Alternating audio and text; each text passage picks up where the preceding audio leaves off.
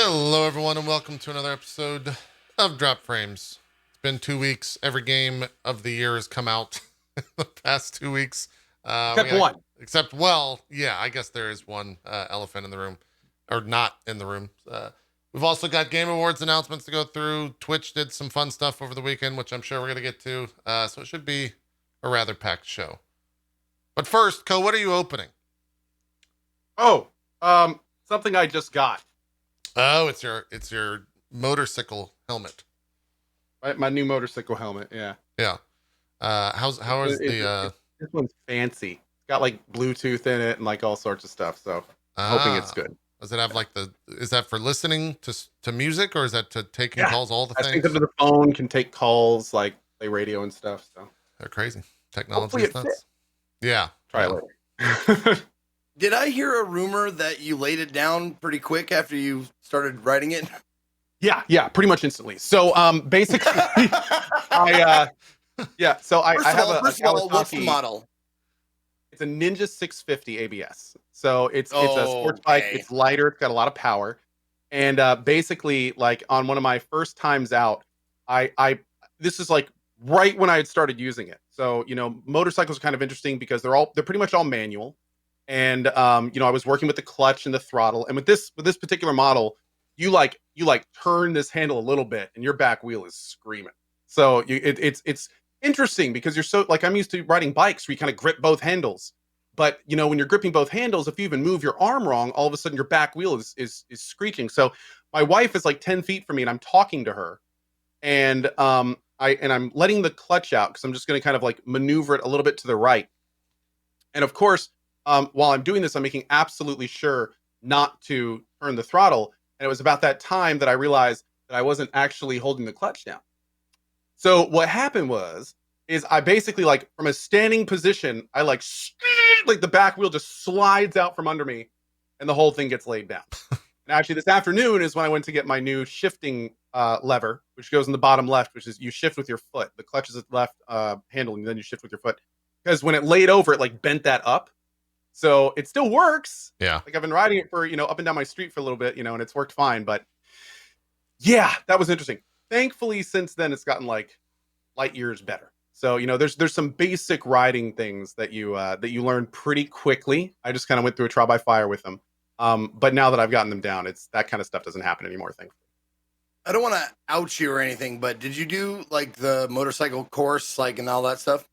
I'm actually going this weekend. So I'm nice. currently in a 3-hour online course, and then I print out like that certificate. And I'm actually, for like the first time in years, I am taking back-to-back days off, like 8 o'clock to 6 p.m. like 2 days. Hold on, stop the press. What the fuck? I know. How is your community going to handle this, Cohh? What's going on? Replays, and I'm still doing cozy streams in the evenings, so I'm still going to stream those days, but just not during the day. Jesus, they need life support over there. They do. I'm in the process of figuring out how to delegate it to everyone around the world. But yeah, basically I'm going in from like for 10-hour days, 2 10-hour classes to kind of get all the basics down. So it's a lot of like hands-on riding. We actually have motorcycles for everyone. So yeah, I'm looking forward to it. I'm just wondering how the people who leave you on like ocean sounds or sounds of the forest to like fall asleep. I'm wondering how many people are going to be disappointed that they can't fall asleep that night. It's true. Yeah, it's gonna be tough. It might be. I've been told that I put a lot of people to sleep regularly, so it's gonna be a thing. Thankfully, we'll have Witcher 2 replays going, so there will be something there. But yeah. Well, that'll put them to sleep quick. Nice Witcher 2.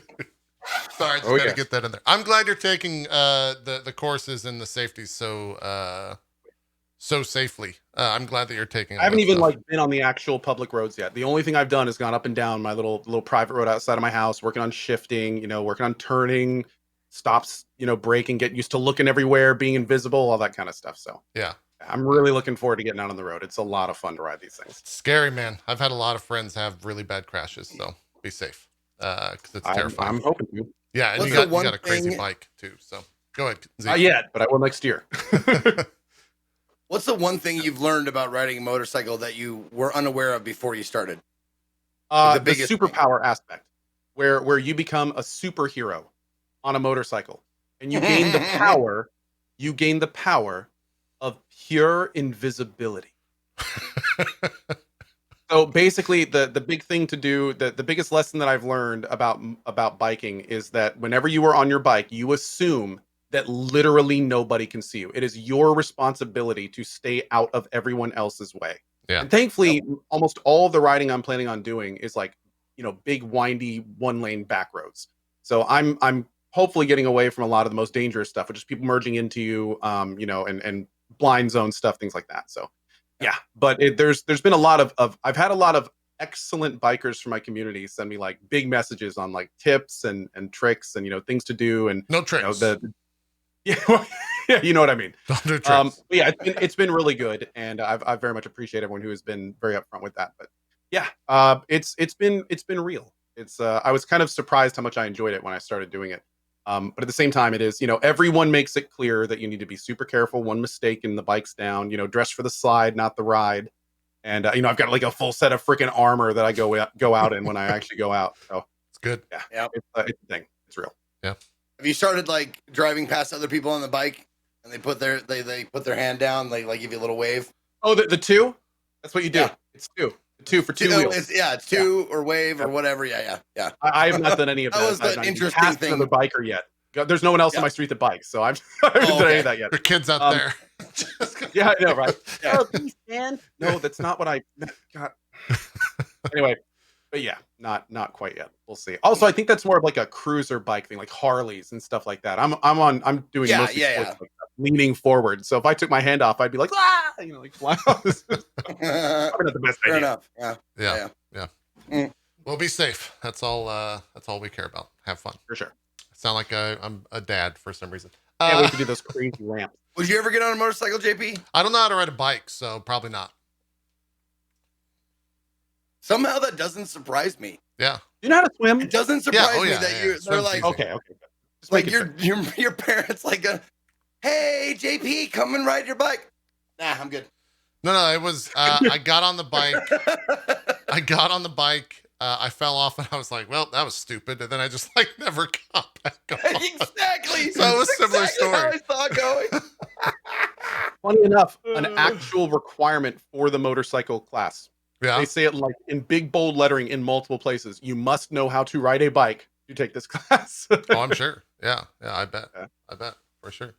Where did you grow? Did you not grow up in like a suburban neighborhood, JP? Oh no, I did. Everyone rode bikes. I just stayed inside and played the Mario Brothers. Oh, okay. Yeah. Okay. I also I ran into a parked car on like a tricycle thing, so I was pretty risk adjacent as a kid. So I just didn't want to like get on something else that could be really troublesome. Sure. I was I guess that well aware of what was happening.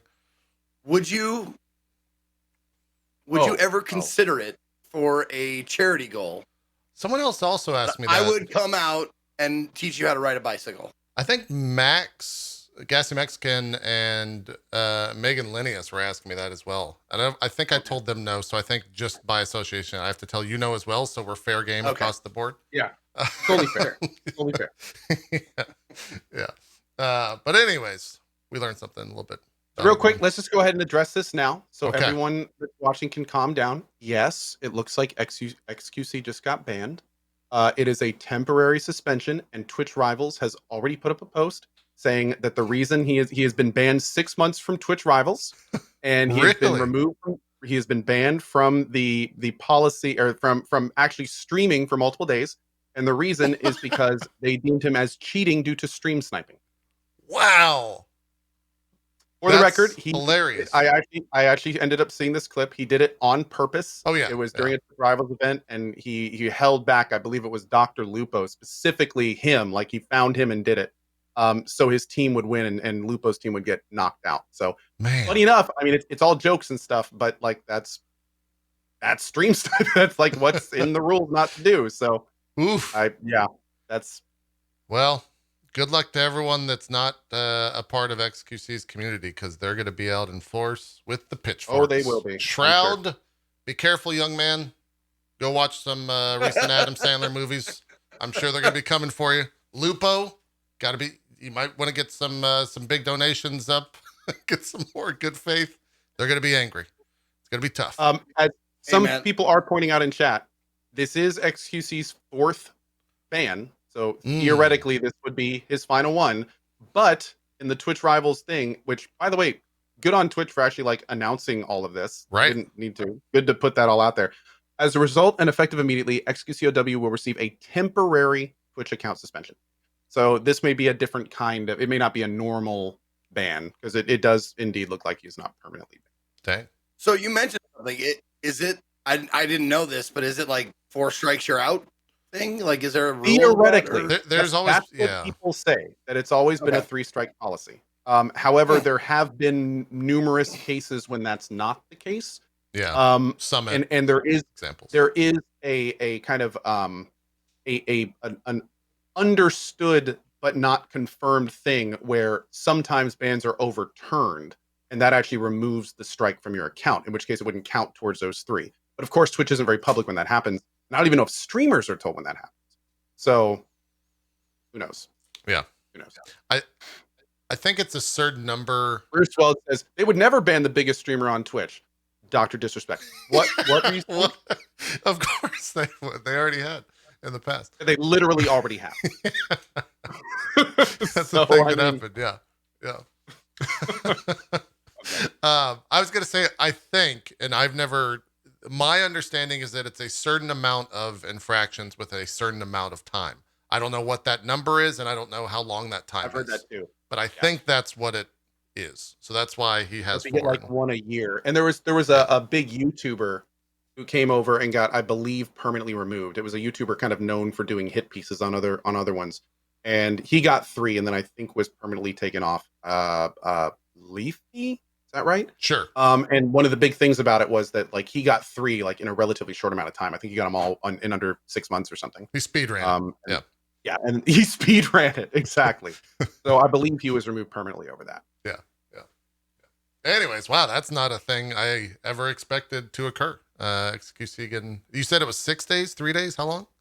Well, the thing that made some people caught that I made a face while I was reading this, as I read, as a result and effective immediately, XQCOW will receive a 6-month ban from Twitch, and that's when I was like, what?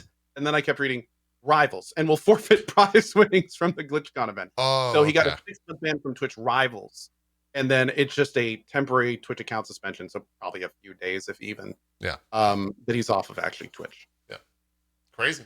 All right. Well, I'm sure that will be a lot of drama, fun times. I'm sure this is not the last any of us will hear about this over the next few days. No, every streamer will have a take. Get it out of the way early, right? So Twitch just chat doesn't. Yeah, I didn't even see that. You got that really fast out of the way. That's all. That's. Oh yeah. About to say that's awesome, but it's just crazy. 8 minutes ago. So dang. All right. Well, I don't know how to follow that, so let's just jump into the Game Awards that were announced. The nominees were announced this morning. Yeah. We can kind of go through these. We'll start with the biggest and the best esports team. Zeke, who do you got? I'm gonna say Cloud9 or whatever. Are they on there? They're not in it. We've got Team Secret, San Francisco Shock, G2 Esports, Dallas Empire, and Damn One Gaming. I'm gonna go with Damn One. That's a good name. Damn One is pretty cool. It sounds like someone named Juan, and you're like, Damn One. Yeah. I like that. I like it. They have my vote too. Yeah. All right. That's the Zeke. Are you jumping in on Damn One Gaming? Nope. I'm going with San Francisco Shock. Okay. The shock is that the Overwatch League still exists, though. You heard about them, though, right, Zeke? What? No. Oh. What? Oh. What? Oh, I don't know. I'm just assuming something happened. Oh. No. I think it's probably going to be the one of the last years for Overwatch League, so I think they're going to give it out to an Overwatch team just to acknowledge it. As a farewell. Maybe so. Yeah. Maybe so. Best esports host. We got Golden Boy, Machine, Shocks, Dash, and Sheever. Friend of the show, Golden Boy. Are we going to be biased? Take it home. Are we going to go Golden Boy? Take it home. We are so biased. We are so biased. I'm trying to remember who won last year. Maybe check. I don't think Shocks has won something yet, and I think Golden Boy has, so I might be Team Shocks. But Shocks won. Golden Boy gets it this year. Or wait, Golden Boy won last year. Shocks. It Somebody is. told me. Maybe we should reach out. Oh, Shocks won. Okay. Then Golden Boy. Hey, I might go double Shocks. San Francisco Shock and Shocks for the win. Okay. All right. Oh, Sheever That's a double zap you cannot deny. Yeah. Sheever had got my cancer. vote. Yeah. She's got my vote. Go Sheever. Team Sheever. That was Do it. God, that feels like it was a while back, but I don't think it was that far back. 2-3 years, something like that. These are all fantastic at their jobs, so that's a tough one for sure. 2 years ago, 3 years ago. Okay. Best esports game: Call of Duty, Modern Warfare, Global Offensive, Counter-Strike, Fortnite, League of Legends, Valorant. Anyone want to weigh in? I got to go with Counter-Strike there. I think League of Legends. I'm going Valorant, man. It's got some heat on it. Okay. Valorant's got some heat. I don't know. It's an underdog. It's an underdog choice. Probably like, hold on. There we go. I'm gonna turn my mic up. Probably like third choice. Okay. It is the new people, one. I'd imagine. The new one. I feel like LOL is the safe bet. I feel like that's the kind of like that's the like kind of like the WoW with CS:GO and LOL are kind of like the WoWs. Yeah. You know, they're always in the background. They're always huge. Call of Duty, I'd be surprised, but it's kind of a big year for COD. All the stuff they've been putting out. So It's true. One last Fortnite, year, you know? I think Fortnite has seen its day. I think Fortnite I'd be won last year. surprised if Fortnite Probably. won it. Yeah, I would too. They have not. It's not been that big of a. I mean, Fortnite's still fucking huge, but. Oh yeah. But I mean, comparably. Best esports event. Here we go. We're really gonna know this. Blast Premier Spring 2020 European Finals, the Call of Duty League Championship 2020, IEM Katowice 2020, League of Legends World Championship 2020, and the Overwatch League Grand Finals 2020. Any hot takes? Is the League of Legends World Champion called Worlds? Is that the one that people call Worlds? Yes. Yeah. Okay, that one. Wait a minute. World. Events happened this year? Well, he actually said when announcing them, like that I think a lot of them are kind of virtual or different or stuff like that. Okay. Maybe they didn't have audiences. I don't know, but they were all different, like Sure. online stuff. Sure. Best eat. Wow, they're giving coaches awards. Zonic, Krusty, Grab, Zephyr, and Rambo. I'll go with whatever Scoot says. He would go with probably Zonic here. Okay, that's my guy. I'm good. I'll go Go with Zonic. All right, let's go with Zonic. Zonic's gonna win. Esports athlete, we got Crim6, Shadow, Showmaker, sorry, Canyon, Shotzi, and Zywoo. I'm gonna go Crim6. He seems pretty cool. Kind of like Showmaker. That's a cool name. It's true. I'm gonna go How we feel Canyon. about Showmaker, chat? I'm gonna go Canyon. Canyon's winning for Zeke. That's Okay. my prediction. Hold on, I gotta write these down so I know when to gloat. Okay. Yeah. Someone get should announced. write these down. Yeah. All right. Now we're getting to the actual games. I started from the bottom because at the top was game of the year. It's more interesting this way. That's why we had all the esports stuff. Best debut game: Carrion, Mortal Shell, Raji and Ancient Epic, Roki and Phasmophobia. How is Fall Guys not in this? Was that their first game from the studio? Oh, you might. Yeah, that's probably A new was independent studio. Yeah, right. Not. Probably was not. I got to go with Carrion, man. Carrion was just a breakout success. No one had any bad things to say about it. Phasmophobia was cool, and it was one developer and all that stuff, but it's still like, it wasn't, it's still, there's a lot of jank to it, just like from being under budget or underfunded or, you know, whatever. If it had like $1 million more, I'm sure like that shit would have been taken care of. But Carrion, from start to finish, great fucking game, great experience. I definitely go with that. I'd go Mortal Shell. I think Mortal Shell was pretty great, especially for the studio's first attempt. It was nearly bug-free. It was a lot of fun. It was beautiful. Phasmophobia was cool, and it definitely caught on with the YouTubers and streamers for a while. But at the same time, it had like a lot of weirdness, a lot of jank. I mean, granted, like you said, one person, but I mean, still, the product itself was pretty janky and wild. Carrion was cool, but it was short. And it kind of did like this relatively same thing for most of the game. Very cool gimmick with the moving around and stuff. But I don't know, man. I felt Mortal Shell out of those was definitely the most developed. Being said, I didn't play Roki. Did anyone play Roki? I haven't played any of these, so no. Or Raji? No. I don't know if I played Raji. those games. Yeah, how was Raji? It was pretty cool. It was actually pretty cool. It was a little 9 of 10 on Steam. Damn. A little accessible, like a little too like it's like the difficulty wasn't all that hard. I mean, it wasn't a challenging game. Beautiful music was great. If I'm thinking it's the same game, hold on, let me just make sure that I'm not talking out my ass here. And I played it for a little bit. Yeah. I played it for an hour and a half. So yeah, beautiful game, really well done, storytelling, voice acting, all top notch. The only thing I had was the only minor complaint was the gameplay. It was just pretty repetitive and not a lot of challenge. Also, some people in chat are bringing up a really good point. Phasmophobia is early access. Like, honestly, it really even shouldn't be here. Like, it's not done. It's not a finished game. It seems like that should be something they would consider here. Yeah, I don't know. That might not be part of their criteria for it. Content creator of the year. Alana Pierce, Jay and Lopez. Oh, I wish they. So that's well, Alana Pierce. I guess she's known by that.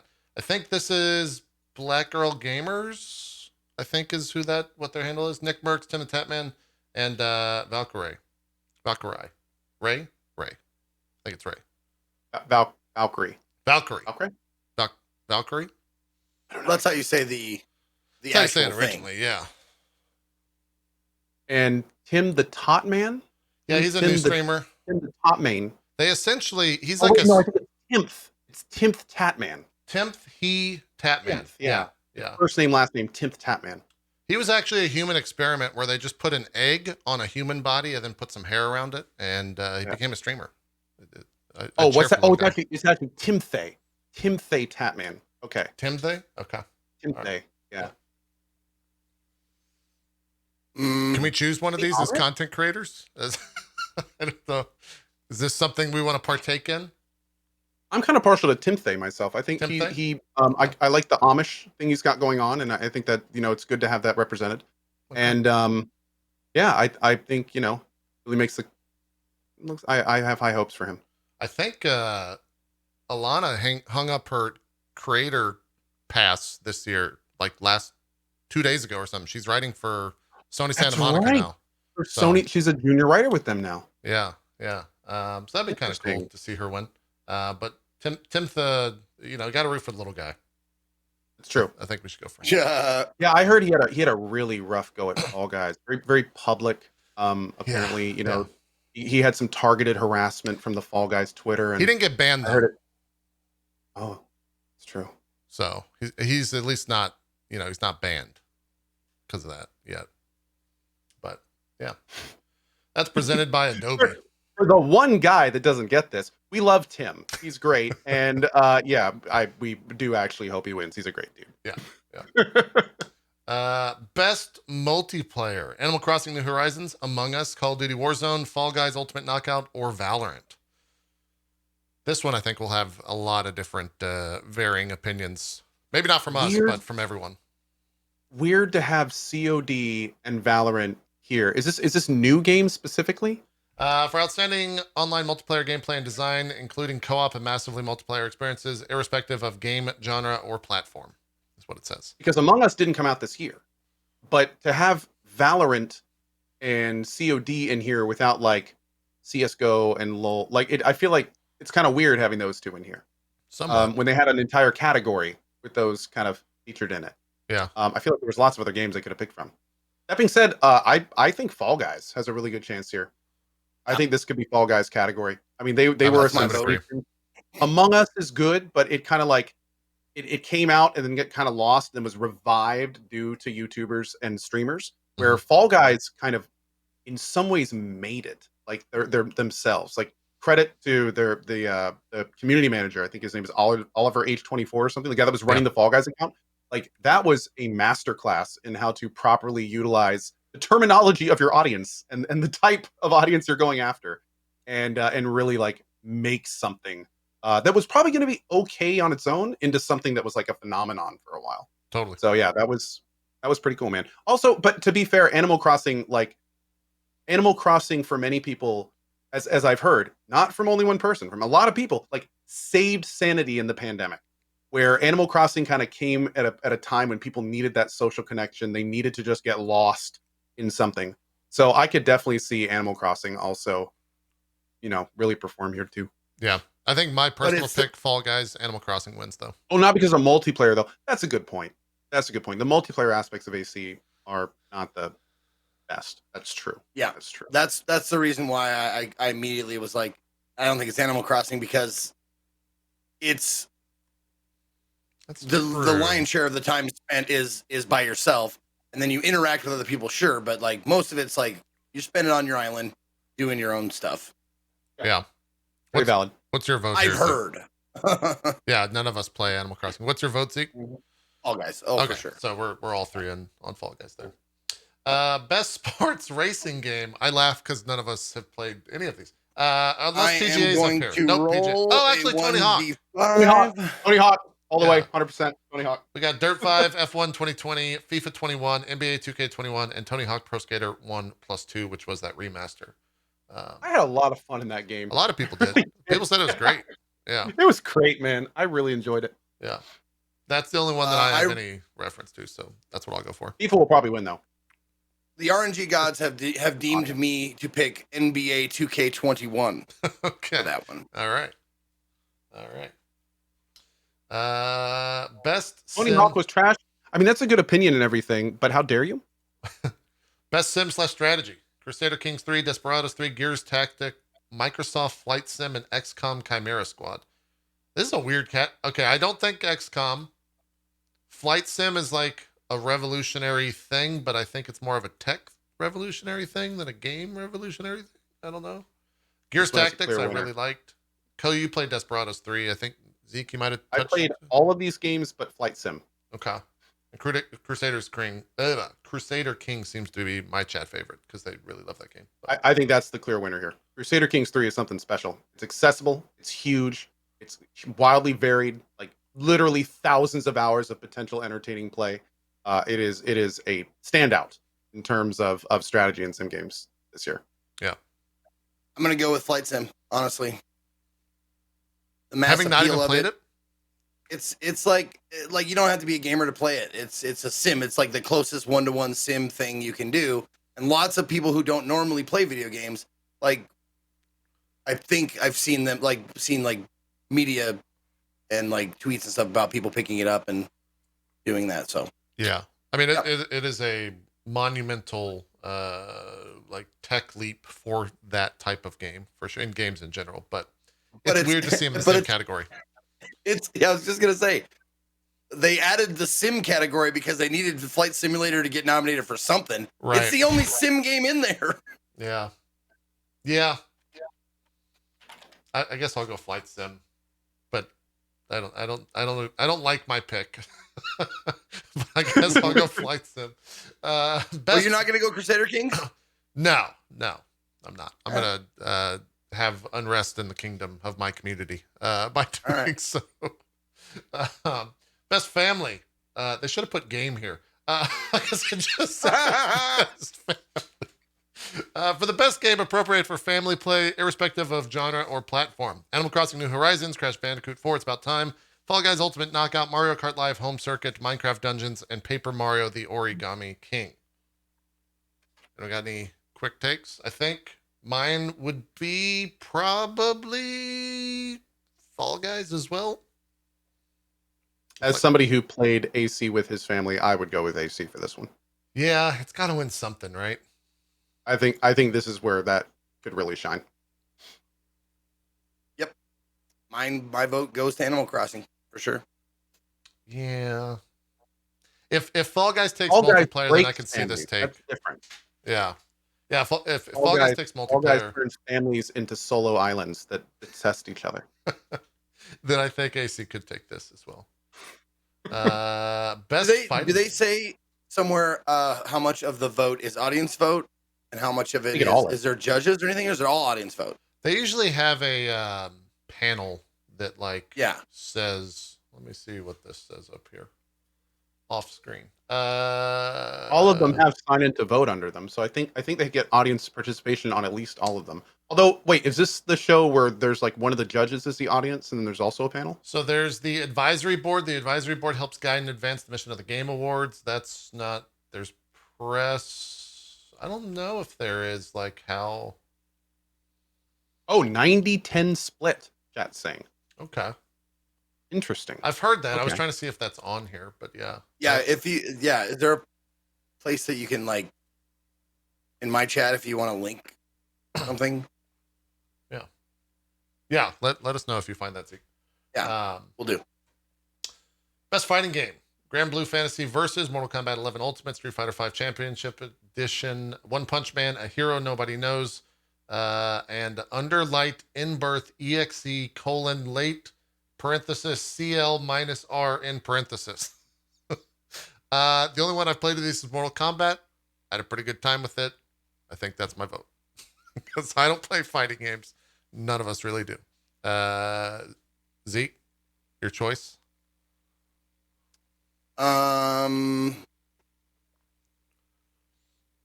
So my vote is for Under Night There you go. In Birth XC. That's what I'm going with that one. Okay. All right. The RNG gods have spoken. It's going full anime. Cohh? I think the clear winner here is One Punch Man, A Hero Nobody Knows. Not only because I've never seen any screenshots or gameplay from it, but that I love One Punch Man anime, and I think that honestly that's a good enough reason to take home the game award. There you go. Hot takes. Best role playing. For the best game designed with rich player character customization and progression, including massively multiplayer experiences. Final Fantasy VII Remake, Genshin Impact, Persona 5 Royale, Wasteland 3, and Yakuza Like a Dragon. I am hard in for Persona 5 Royale. Is it not fair that Persona like gets to be in because of Royal? It's a brand new game, man. That's my take. What did you say, Cohh? You shouted I'll take something. 1, 3, 4, and 5. Ah, okay. Yeah, this is true. This is kind of like your... Fuck, actually, Final Fantasy VII Remake is good. Shit. This is harder than I thought. Dude, 4 and 5 would be like, oh my god, man. I can't wait to talk about this later with Zeke. I'm not gonna lie. I've been looking forward to this all week. But dude, Like a Dragon is amazing. It's like one of my favorite JRPGs ever. So like Wasteland 3, a great example of how to make, like, if it wasn't for like tech issues, I mean, it was like absolutely phenomenal CRPG experience. Yeah. Just oh my lord, dude. This is for me, this is the toughest category, no question. This is pretty Final tough. Fantasy 7 looks phenomenal. And Persona 5 is Persona 5, man. Like, wow. We haven't even seen Royale yet. It's better. No, I haven't. It's somehow better. Need to play it. Yeah. Well, I mean, if we're going by kind of like what the game really personifies, Genshin Impact should win because they'll pay for it, you know? Oh, speaking of that, who selects the winners? Winners are determined by a blended vote between the voting jury, 90%, and public fan voting, 10%. Fans can vote over their favorite games on the GameAwards.com, also via social media, blah, blah, blah, blah, blah. So Okay. It is 90-10 split. Gotcha. All right. I don't... It's for me, it's between Remake and Persona 5 Royale. And there is something that makes me a little uncomfortable about the fact that like Persona 5, while it is a different game, it's up again for a game that was already released. So I think Final Fantasy VII Remake is my pick. But I haven't played Yakuza as well, so that might change completely in like a month. I don't know. Are you planning to? You are, right? Yeah, it's just there's a billion games out right now. So I got to a certain part in Yakuza today, and all of a sudden I saw a certain Ono emote start getting spammed in chat, and I was like, is that JP's? yeah, That's yeah. a great one. It's my favorite That is a emote great that one. Elu's done in a while. People just spam it at me when I say something controversial, though. They don't actually use it for the game. No. They just spam Ono. And it's just staring at me. Really Because good. it lines up on the side of the screen where it's just fucking staring at me. I don't like it. Anyway, So hold on, wait a minute. Have you been playing Yakuza? no. We just have emotes for it. Oh. Yeah. Oh, cool. I will be playing it, but not yet. Okay. I'm getting through all the other nonsense games. There's so many. Very much. As somebody who appreciates JRPG and grinding and such, I cannot wait to see what you think about it. Yeah, I can't wait to hear you guys talk about it. So we'll definitely begin that later today. What's y'all's pick here? Where are we going? Who's picking what? I'm in for Final Fantasy VII Re.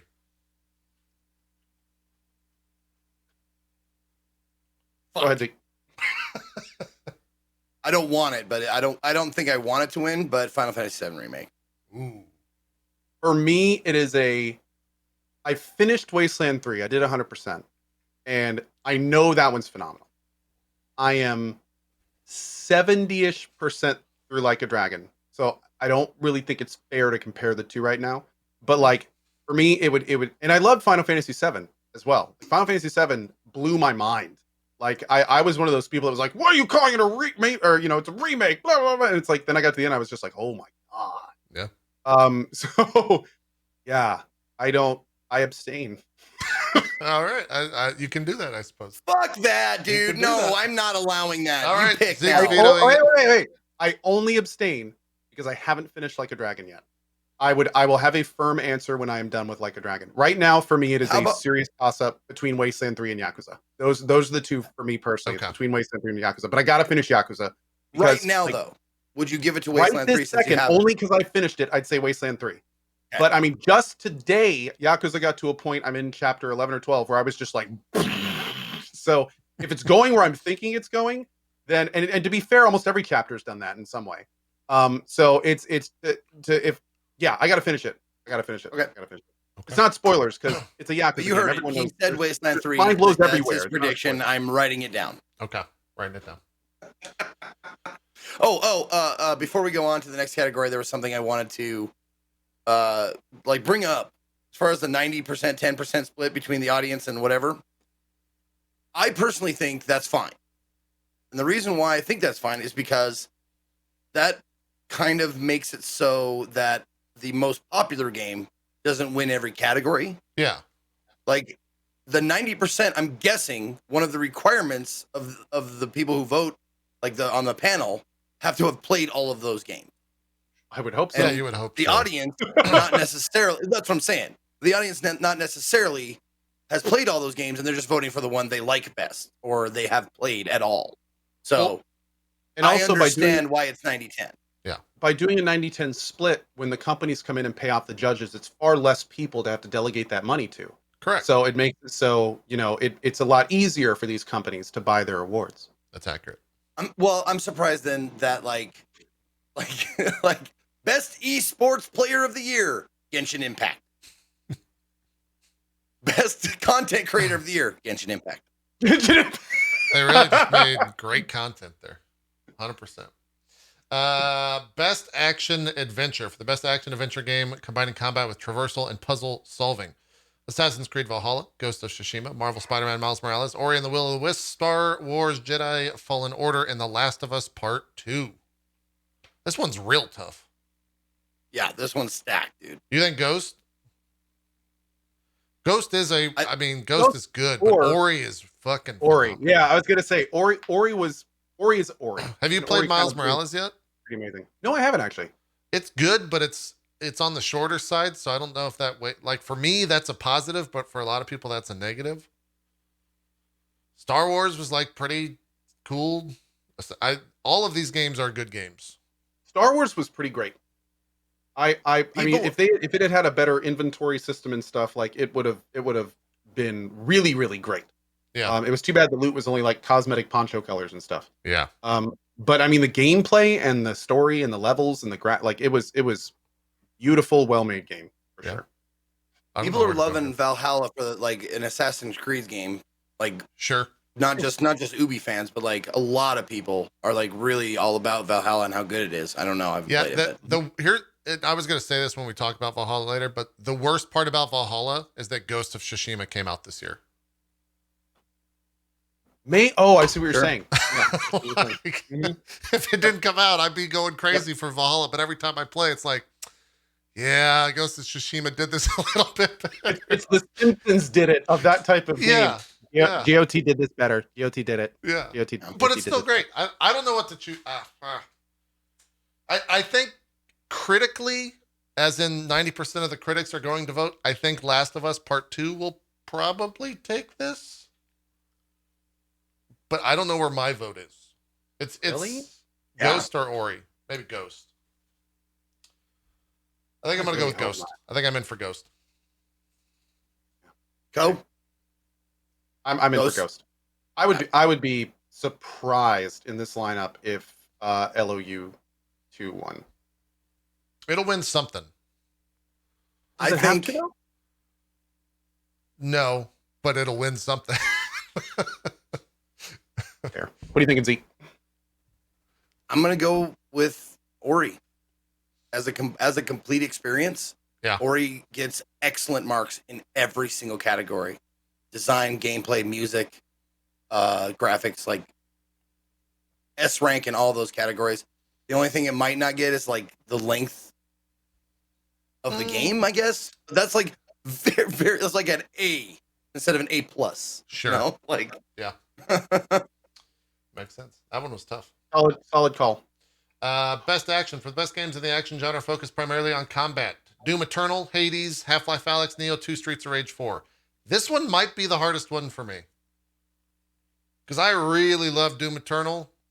Hades is like one of the best games I've played in a very long time. Half-Life Alyx is weird to be in here, and I think it's like revolutionary as a VR game. And Neo 2 was fantastic once I learned how to play. So like I don't know. This one's, I guess, Hades, because it's just like amazingly well done. But yeah, it's really no question to me. It's Hades by a fucking mile. And I'm not saying the other games are bad. I'm just saying this game has so much going for it and so much wide appeal. Yeah. It's just a fucking excellent game. I will say, and I will clearly agree with you guys that I think Hades will win this. But that being said, I think that something you said kind of rings true, JP, where Half-Life Alyx may not necessarily need to be in here. But here's what I will say. Half-Life Alyx is like the best VR experience I have ever played. Yeah. It is amazing. It has made me feel things in gaming that I've never felt anywhere else. And I'll say this right now, and I'll stand by it.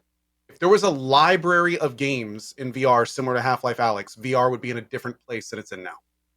Like, a completely different place.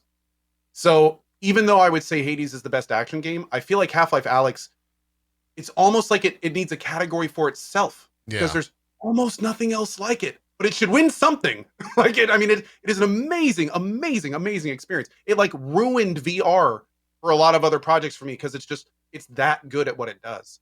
So, although I would say Hades will win this category, I like Half-Life Alyx needs some kind of is there a best VR category or something? I don't know. We're only halfway through, so I doubt it. I doubt it. If there is, I would like to see it. Like, it's a shoe-in there. Chat is saying there there's is. VR. There is. Then it Okay, wins cool. that without Well, question. in that case, for this one, I think Hades is it. Hades is not only the best roguelite that I have ever played, but it is one of the better games I've ever played in terms of quality, in terms of passion, in terms of like thought out progression, the story and how it feels so alive.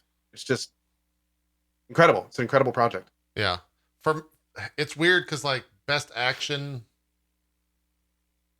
focusing primarily on combat, I feel like Doom Eternal's story is it's so far away from the second to second game. And so I enjoyed that gameplay better, but Hades as a package was a better package. So I think Hades will win, but I think my heart is Doom Eternal, but the brain says Hades for sure. Doom was amazing. Especially on Nightmare, like they definitely gave it to the fans when they complained the first one wasn't hard enough. And it just felt good beating that on Nightmare, especially the DLC.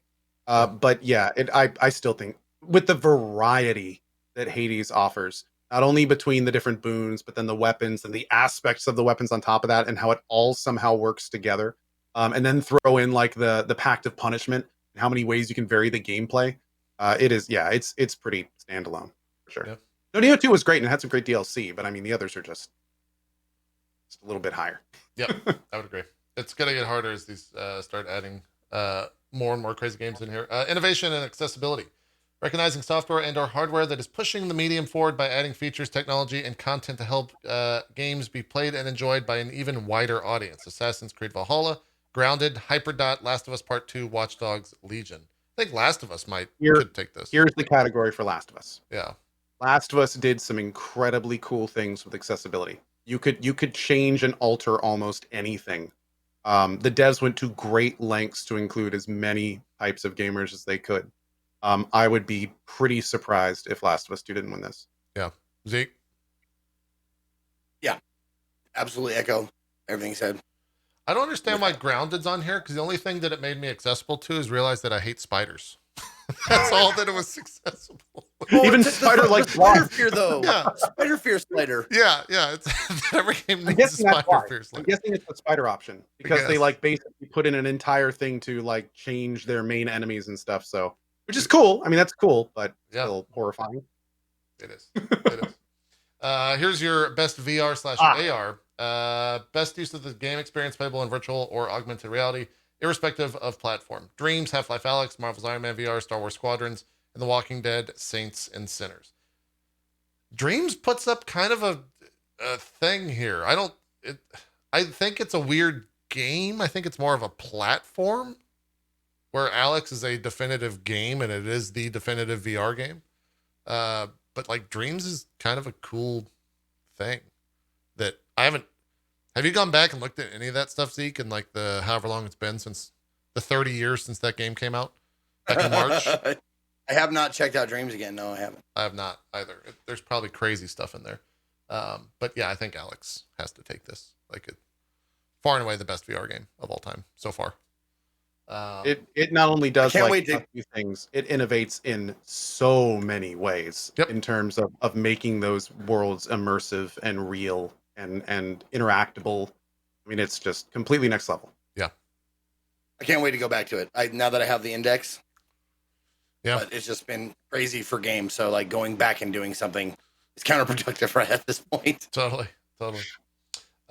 Best community support. Recognizing a game for outstanding community support, transparency, and responsiveness, inclusive of social media activity and game updates / patches. Apex Legends, Destiny 2, Fall Guys Ultimate Knockout, Fortnite, No Man's Sky, Valorant. We were talking about Fall Guys, being in here because of their community manager. No Man's Sky also like kind of that category again. Kind of did crazy after it's. I'm surprised that the Warframe crew isn't on here. I feel like that would have been a good inclusion. Yeah. GGG too. I think Fall Guys has to win this though. Like this is the category designed for Fall Guys to win something. True, but No Man's Sky, man, especially that last part, part where it says "and game updates and patches." I mean, No Man's Sky is essentially went from like we've said multiple times, it went from a collection of half-finished mechanics in a mess of a game to like an incredibly deep, well thought out, fleshed out experience. Yeah. If we were talking about the entire cycle from where it was to where it is, I would say probably No Man's Sky is kind of possibly the winner. Like it's between those still releasing free stuff, and it's all been free. I don't know, man. But of course, the fall, just like you said, the Fall Guys stuff was, I mean, that was completely standalone in terms of community interaction. Turning something small into something gigantic. That's gonna be a tough category. Destiny 2 has been pretty good too. Their devs are super in with their community. Yeah.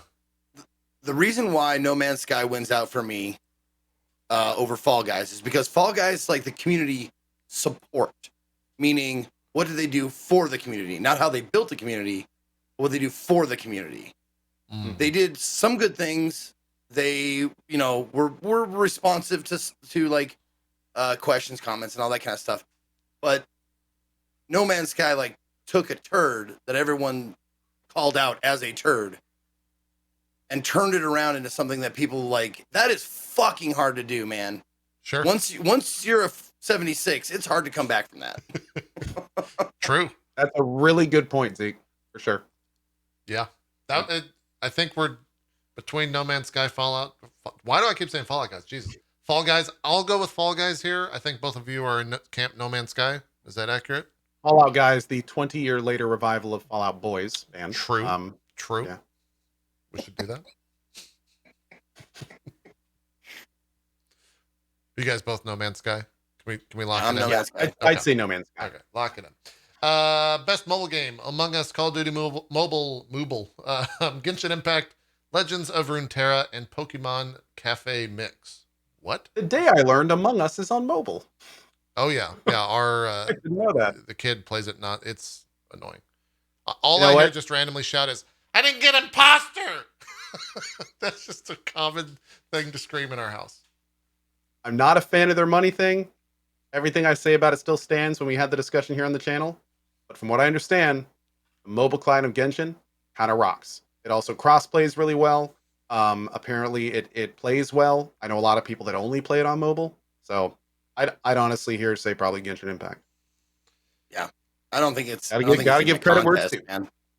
I think Genshin Impact blows all those other ones away. I think Among Us will take it. I don't disagree with you guys on Genshin Impact, but I think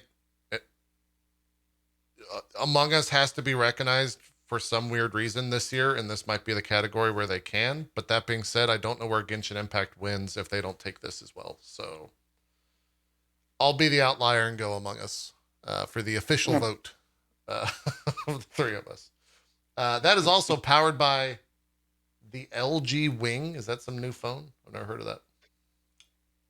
Anyways, best indie. Heard of that one. Carry on. Fall Guys. Got it right.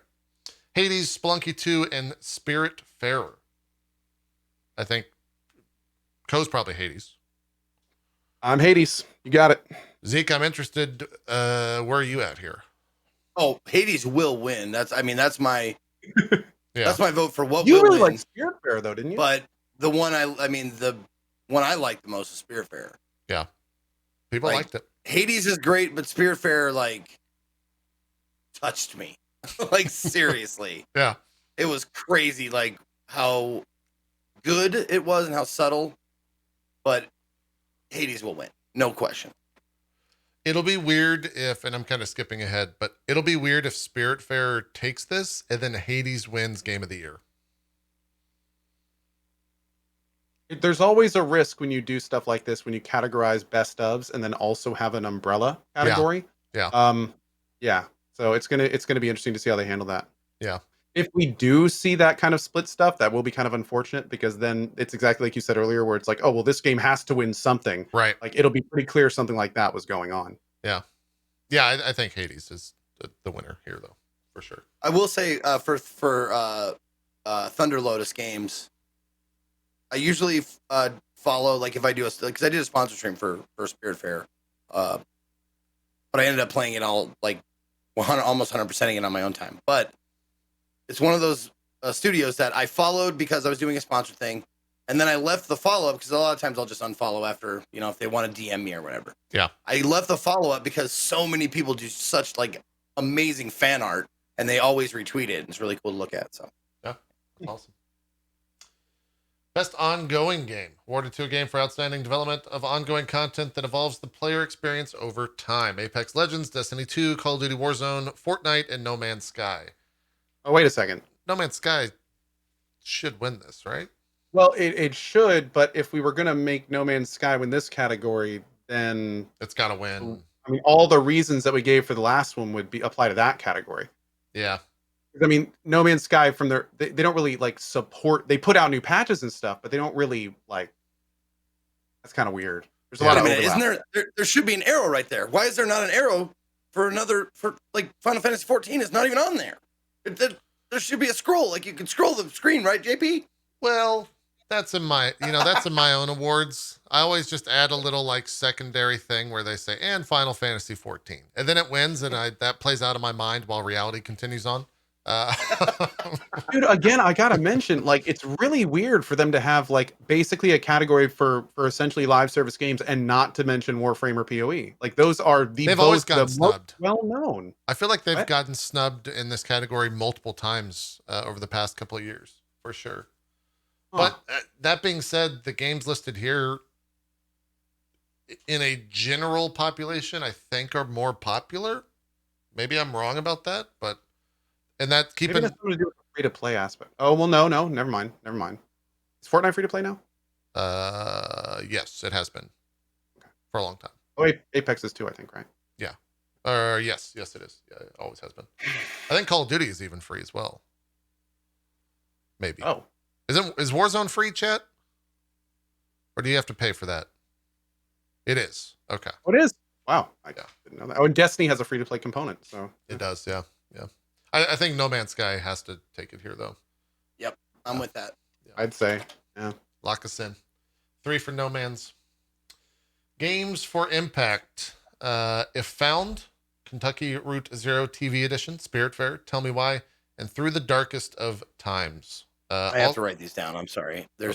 I haven't played like 4 of these, so fuck. Yeah, I was gonna say, have you I'm slacking. Played these? I think Spiritfarer, I'll just go off of Zeke's vote here, and he's ranted and raved about that game as well as so many other people. So that's where I'll go with that. But I have not heard or played any of these other games. Well, I heard the 4th game. It ain't nothing but a heartache. Yeah, I've seen people talk about that positively as well. Well, positive in its negativeness, if that makes sense. Some people out there got that shit. I love it. Yeah. Zeke, are you locking in Spiritfarer? It's the only one I played. So. Okay. But honestly, they have, the other games have very stiff competition. If it's games for Impact, they would have to be fucking mind-blowing in the emotional category to beat Spiritfarer. But I have them written down now, so I'm going to play them later. Do an indie day. Cohh, you look perplexed, confused. I've heard of some of these games. Yeah, okay. That's what I thought. Do you want to lock in anything, or are you gonna? Okay. Best performance. It's like asking me the top rapper of the year. I don't. True. Well, Kanye ran for president, so clearly. Is he a rapper? I don't. Is he not? He might just be a politician. No, he's a genius / Renaissance man / producer / artist / demigod. Is that why he's not good at any of them? Because he does so much? Maybe he's spread too thin. You're right. Yeah. That's his next album title, Spread Too Thin by Kanye. Look for it. Also be called Where My Votes. That's the title track. Best performance. Awarded to an individual for voiceover acting, motion, and or performance capture. Ashley Johnson as Ellie. Laura Bailey as Abby. Daisuke Tsuji as Jin Sakai. Logan Cunningham as Hades. It's Sakai. What'd you say, Sakai? It's like a roll of dice. Okay. Dice K. Dice K. Okay, there you go. The reason why I know that, there was a baseball player named Dice K, and they would put up a sign. Oh yeah, that's right. With a dice and a K. There you go. And Najee Jeter as Miles Morales.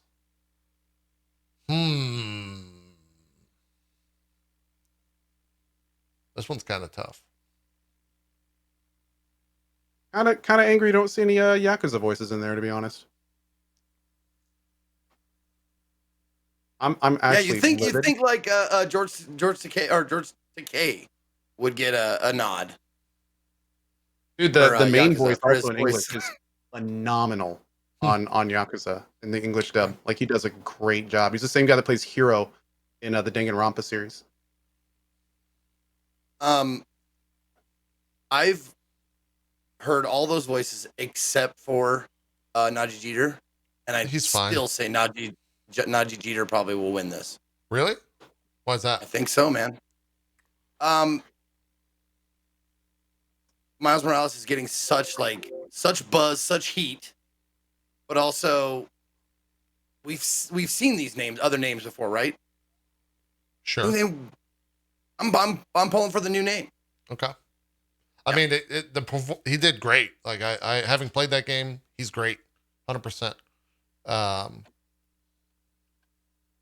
mean, it's possible like Laura Bailey will get just another award to add to her fucking shelf of awards.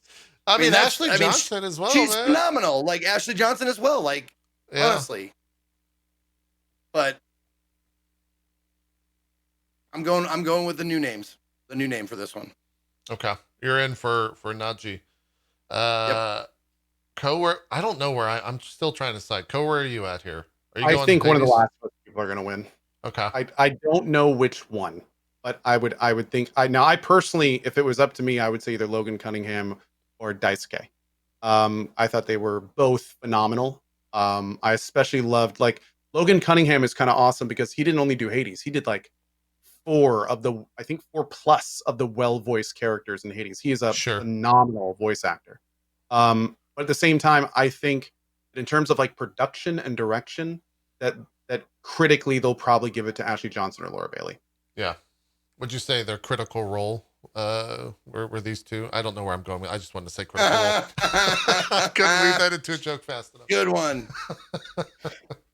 I think I think it's one of the two Last of Us people. And I'm trying to think back like which one was more I guess Ellie. Like I regardless of the game, I will always remember, I guess this is a spoiler, I will always remember Ellie's face and words during that moment of that game. Like that is a like hallmark moment. Regardless of the rest of the game, that moment in particular is like seared into my being. Now is that I was enough to voting like for myself? Yeah. Yeah. Yeah.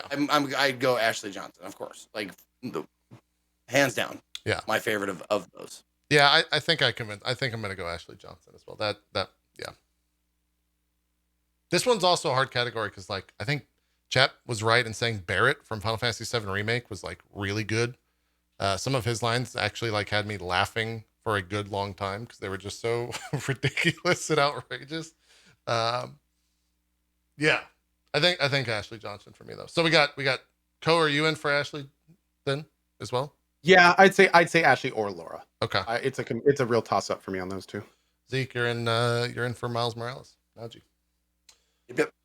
Best audio design: Doom Eternal, Half-Life Alyx, Ghost of Tsushima, Resident Evil 3, Last of Us Part 2. Ooh. Kind of like Doom, honestly, for this one. Half-Life Alyx was pretty phenomenal too.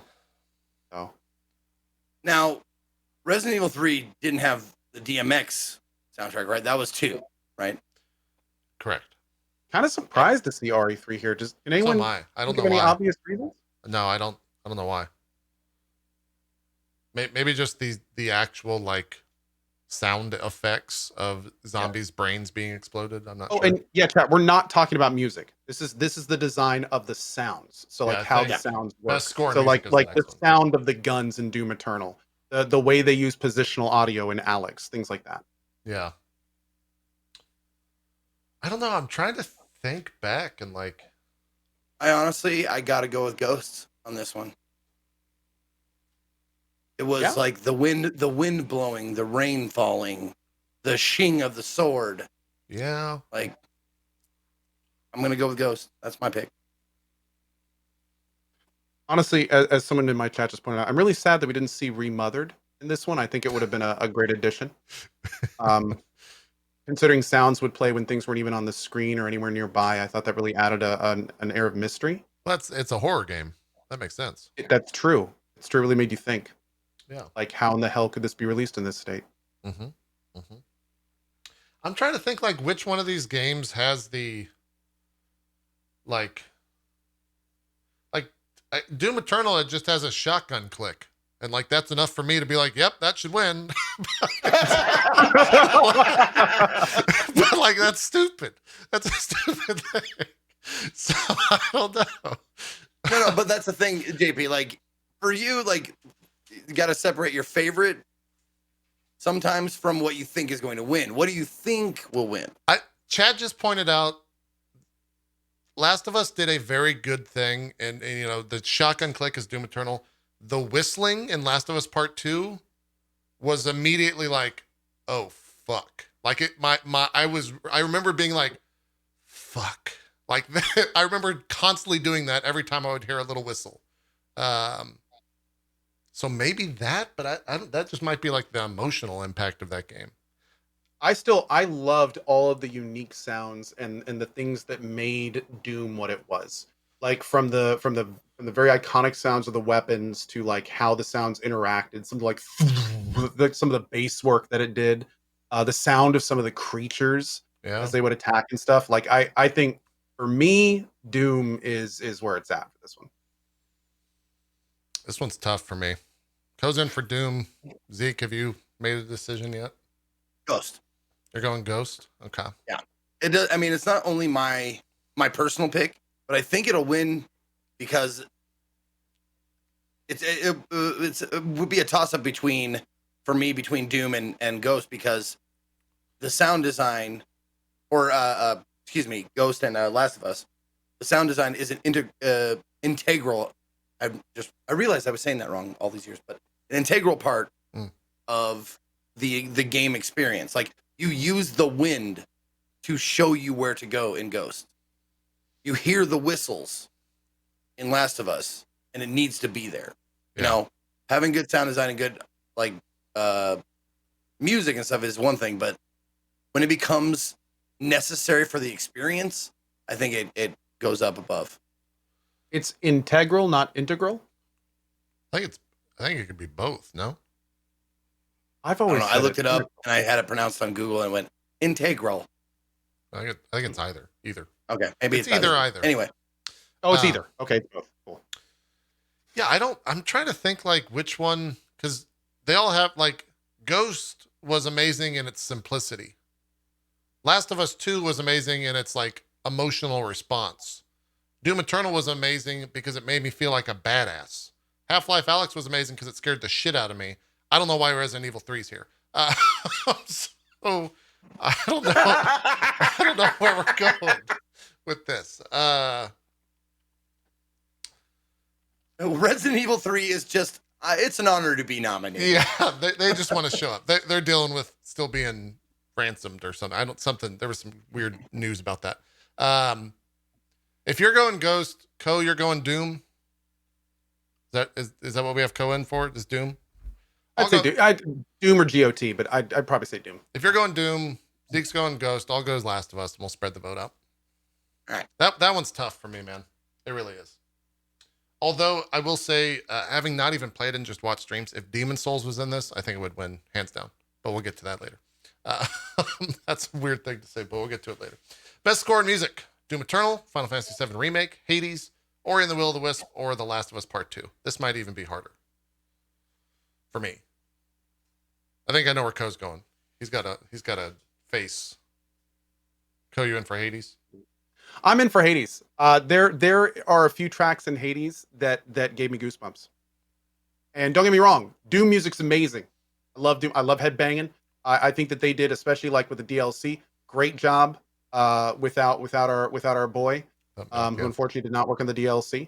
But no, Hades, man, multiple times I would stop what I was doing just to listen to the music. Also, Hades, best final boss music I've ever heard in any game.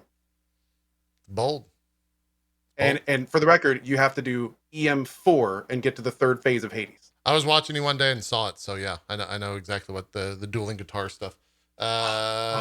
Zeke? I thought Doom Eternal wasn't Mick Gordon. The DLC was not. Exactly. Doom Eternal is Mick Gordon. But then they had a whole big kerfluffle with the soundtrack. And then when the DLC came out, it was somebody that sounds kind of like Mick Gordon. This does a good job, but is not Mick Gordon. Okay. Still good though. The DLC music is still good. Yeah. Zeke, where are you going? I'm going Ori. It's good. It's easier, in my opinion, to make soaring, emotional music with something that is kind of like a cartoon. It doesn't have to sound like as realistic. It can be like these huge orchestral swells or these playful little like, you can go from extremes. And I think that freedom, I think Ori takes it for that. Sure. For me, I think Xbox, Jim Carrey, Still a Pair, Run and P, Sephiroth is the winner. You know, that song just comes to mind the second that I think about Final Fantasy VII Remake. And I think nostalgia plays a giant factor in that game, 100%. but they elevate a lot of those tracks and make them feel fresh and make them feel new. And there's so many moments during that game where I just fucking bob in my head. Same thing could be said for Hades though, but it doesn't have the nostalgia. So I think that's where Final Fantasy VII Dude, you're really not wrong on that. Like I remember loving so many tracks during that playthrough. So many tracks. Like what was that? At one point they were doing like kind of like Jamaican dub electronica, and I was loving it. The Chocobo? Like, is that what you're talking? I mean, that's clearly the best song in the game. There was so much music in that game. It was phenomenal. Like it really was incredible. It's man, I mean, Final Fantasy VII has tough law, but I think Hades has more heat. It's true. That is, I mean, I feel like Hades is Glad you more like concur. kind of like raw and visceral, where like Final Fantasy VII is like symphonic. produced, Yeah. and yeah, it's produced and more electronic and more kind of like professional. Where Hades is kind of just like in a lot of ways boiled down to just like one of the best songs in Hades is literally a dude in a harp. Yeah. That's it. So it's like it's very very different approaches, but both phenomenal in their own way. Yeah. And Zeke's not wrong as well. Like Ori, fantastic. And Last of Us 2, I mean, it did exactly what that game needed in terms of having like a somber, almost depressing tone through the entire game. And Doom Eternal's badass as well. These are all like the pinnacle of their of the category. I think it's a very hard category for sure, but nostalgia will always win out for me emotionally. So I think I got to go with remake there. Are you sticking with Hades, Cohh? Did I sway you? You know, it's close. I would say it really is a toss up between 7 and Hades for me. I mean, again, they're both so amazing, but in such different ways that it's hard to like judge them against each other. But I would be happy with either 7 or Hades winning this one for sure. Yeah, and Zeke's in for Horis or Horis. Hori. Jesus, they make arcade sticks. Zeke's in for I'm always Ori. in for Horis. Best art direction: Final Fantasy VII Remake, Ghost of Tsushima, Hades, Ori and the Will of the Wisp, Last of Us Part 2. I will 100% say, without question, Ghost of Tsushima wins this for me. Yep, agreed. All the other games look great, without question. Ori's good. They're fantastic. Ori's really pretty. Last of Us 2 looks really good too. Like, regardless of what you think about the game, it looks fucking phenomenal. But Ghost of Tsushima, ridiculous. Some of the Ghost of Tsushima stuff was reminiscent of like some of the better movies I've ever seen. It really, there were really times in Ghost of Tsushima when it would feel like you were looking at like a super impactful scene from a very like well produced movie. Totally. And that's rare for games, man. I mean, games can look great, they can have good graphics and stuff, but there was a certain level of direction in GOT that was just really impressive. Yeah, sure. Yeah, I think it bears repeating. The best art direction for outstanding creative and or technical achievement in artistic design and animation. Technical achievement and or. If you go technical, think about how good Ghost looked on a PS4 and how fast it loaded that shit without like that. To me, I think alone is pretty phenomenal. But also the fact that I downloaded Ghost of Tsushima on my PS5 and jumped on top of a building was like, yep, I want that as wallpaper. I'm gonna go ahead and save that. Like, it was a random building. I absolutely love Hades. I'm a little surprised to see it in this category. Yeah, I would not like Hades is a gorgeous, beautiful game, but it's kind of weird to say that it like stands out because of it. Like, I think there's other things about it that I feel are just so much better. I think the character art in Hades is what puts it here. That's true. I mean, that's a good point. That's a good point. And it is phenomenal again, but it's I don't know. The direction of GOT is incredible. If you just want to talk about like raw graphic power, like Last of Us Part 2 was beautiful. I mean, the environments were phenomenal. That was arguably, I remember when we talked about it on this show, it was one of the best parts of the game for me, is how it looked and how it actually felt like a lot of times you were moving through a dilapidated city. Yeah. I don't know, man. It kind of depends on which direction they kind of want to go with this.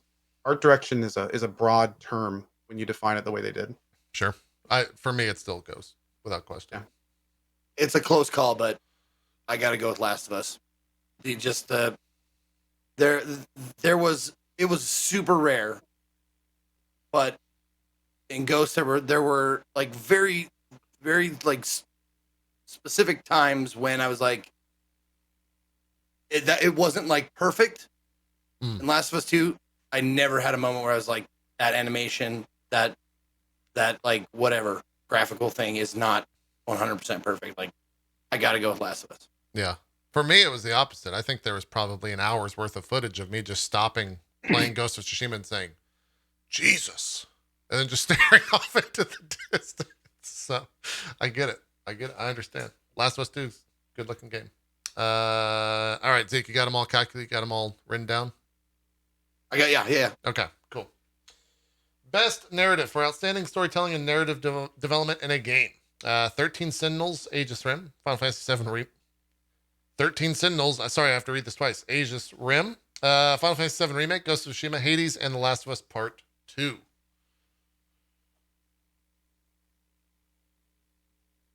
This one's a little dicey for me.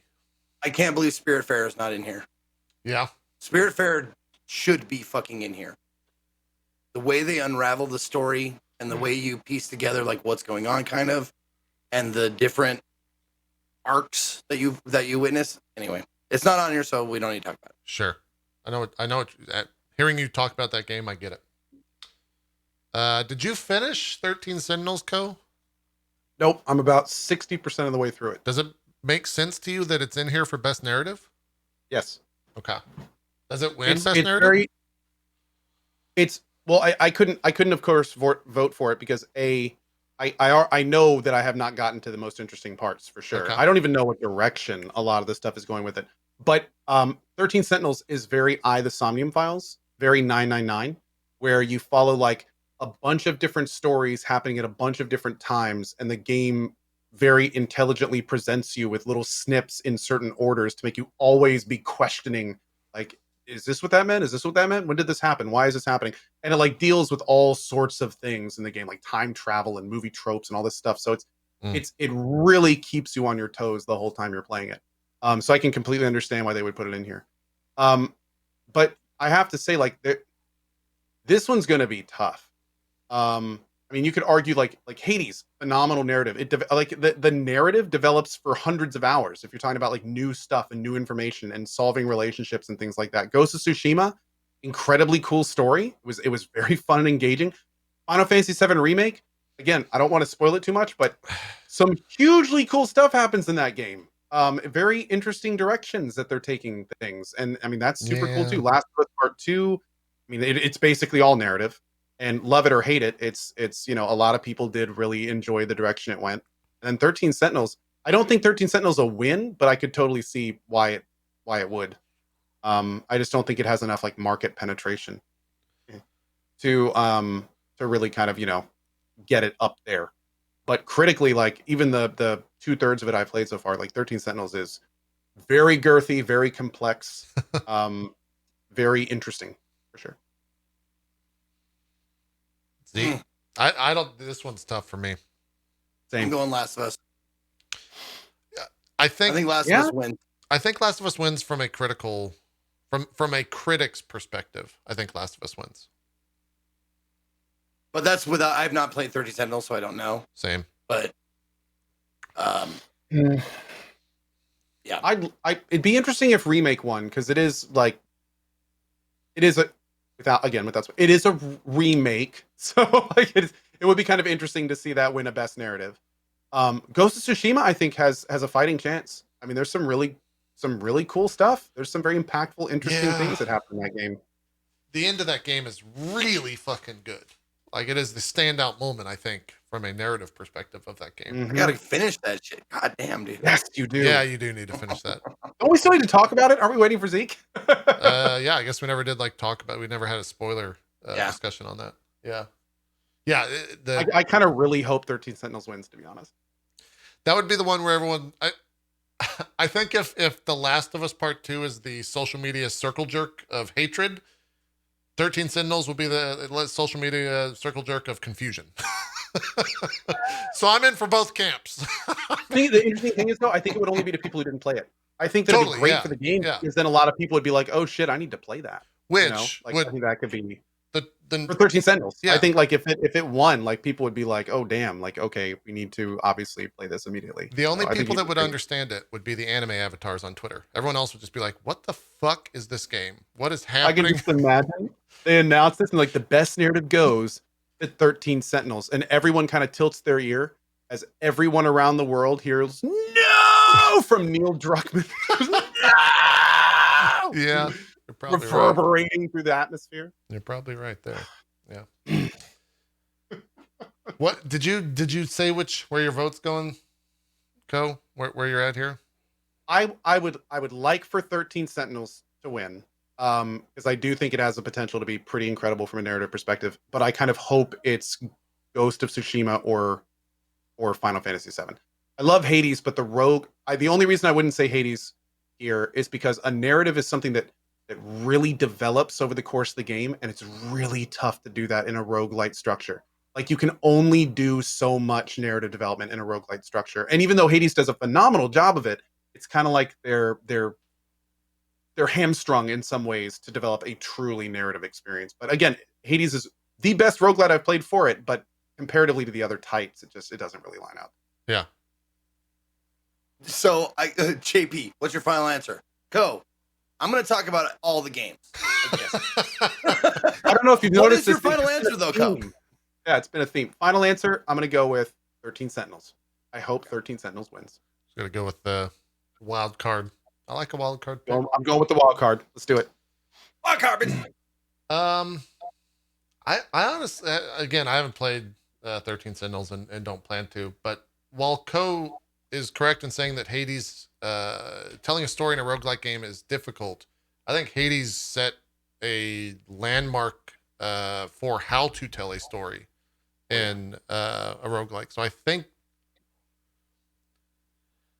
like to be honest, I don't necessarily think the story is like the greatest part of any of these games in a weird way. I mean, we know what I think about Final Fantasy VII Remake. I think Nomura, regardless of what people say, had his hand too deep in that game. Fuck. I think Last of Us will win, but I'm going to go with Hades. Very cool, man. I think Last of Us will win that. That's cool. But Hades is my choice. Zeke. Lock it in. No, well, your choice. Yeah, Hades. Mm-hmm. We're talking about what we think will win. We want to call the winners. Like, if we're calling the winners, Last of Us. Okay, yeah, calling the winners, Last of Us. Okay. That changes a lot of things, but it doesn't mean that much in the grand scheme. Okay, let's moving forward. Let's do two. What we want and what we think will win. Okay. All right. Let's make Zeke Probably work. done at the beginning. Well, there's All right, back to the beginning. All right, There's let's go. only two. Here we go. Fucking You guys got an extra hour? Best esports team. We got Damn One Gaming. Remember them. Dallas Empire. I lost my place here. Where are we at? Don't DMCA need for that. You actually went to the beginning? Nice. Yeah. Best game direction, Final Fantasy VII Remake. Or let me read the blurb. Awarded for outstanding creative vision and innovation in game direction and design. Final Fantasy VII Remake, Ghost of Tsushima, Hades, Half-Life Alyx, and The Last of Us Part 2. Anyone got any strong feelings? I think, yeah. Innovation, Alyx. Shit, that's good. Yeah. Creative vision and innovation, Half-Life Alyx. If you took out innovation, it would be different for sure, but Alyx is, by anyone's or by everyone's standards, is like the next step in VR. So, talking mechanically, I would agree with Zeke. I think Alyx mechanically is it's the best VR experience hands down. It is a marvel in terms of innovation and progression of VR mechanics. But in terms of like the actual game, what they did with it and how from a like story perspective, everything, I would say Remake. It did things that absolutely blew my mind in terms of like how it handles things. So I don't know, man. That's a tough one. I really like Zeke's answer though. Yeah, I think that from an innovation standpoint, Half-Life Alyx, but from a creative vision, Ghost of Tsushima, like simplicity is one of the hardest things to do in any creative endeavor. And I think Ghost of Tsushima is like the holy grail of simplistic open world games. Like they nailed everything about that. And if that's a creative vision come to life, that game it takes both what I think will win and what I hope will win.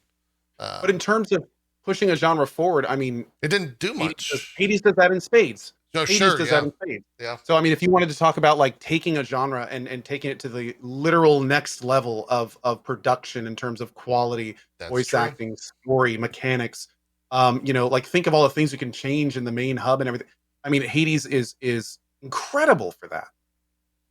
This is a tough year for this. Someone in chat just swayed me to Final Fantasy VII Remake because they said, Athleon said, honestly, Remake was an impossible game to make and they pulled it off. That is like such a true statement. Yeah. It is an impossible game to remake and they pulled it off. Not only did they pull it off, they made it so the people that have played it like are looking at the next one and literally salivating. Yeah. It's just like, where are you going with this? Like, which is incredible to think about that. While still in most, if not always, retaining some kind of like full attachment to the original. Man, tough. Zeke, do you got a clear choice here? Alex, Half-Life Alex. Half-Life Alex is yours? Okay. Yeah. For both what you think and what you want? For what I would pick? What you want, not necessarily what. No, like what I think is going to win is Alex. What I personally would like to see win, or what I would pick, would be Hades. Okay, all right. I think I got to stick with my first reaction / pick. I think Ghost for both what I like and what I hope. I think what I would like to win. What I would like to win is Alex or Remake, but what I think will win is Alex. I think both of those deserve it. I think the first 4 deserve it. But if you want to put a little ahead of the pack, I think Remake or Alex. But I think Alex will probably take it. I do. I think Zeke's original reasoning was kind of spot on, probably. Fuck, I started thinking more. I shouldn't have done that. now I'm thinking like critically, I could see Last of Us Part 2. Like from a critic's perspective, with how that game reviewed, I could see that winning for 90% of the vote. Yeah. I'll stick to my first Ghost on both for me. That's what I'll go with. I'm not going to think anymore. Are we all good? Are we all locked in? Locked in. Game of the year: Doom Eternal, Final Fantasy VII Remake, Ghost of Tsushima, Hades, Animal Crossing New Horizons, and The Last of Us Part 2. Doom Eternal's out, though I think it's great for me. And now that's all I got. I don't know what else to say. I don't have a lot to say about this one. I'm locking in Hades. Yeah. Done. Is that both your answers? Like what you think is going to win, what you would bet on, like your money bet, what would win, and what you want to win? Both Hades? Go.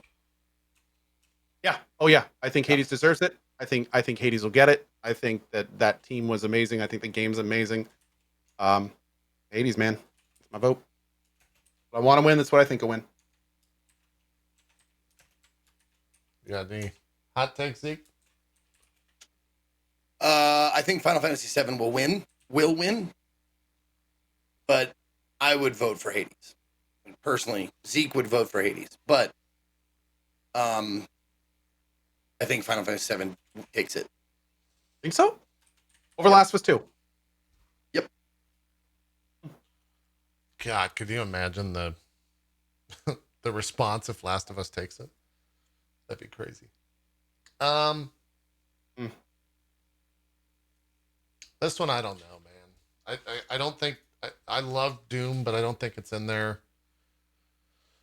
Final Fantasy VII Remake's got nostalgia, so that's kind of a weird thing. Ghost is like the quintessential open world game of 2020. Like it combined everything from the past 10 years. Ghost. Yeah. Hades, best RPG roguelike ever. I agree with Cohh there. Animal Crossing New Horizons, Cohh mentioned it earlier, like this was the game for COVID times. Like it genuinely saved people during COVID. So like I could see that going in there. And then Last of Us Part 2, like critically was received. I don't know if it's one of the, I guess I could safely say it's one of the best critically reviewed games of the year. Which one was that? Last of Us.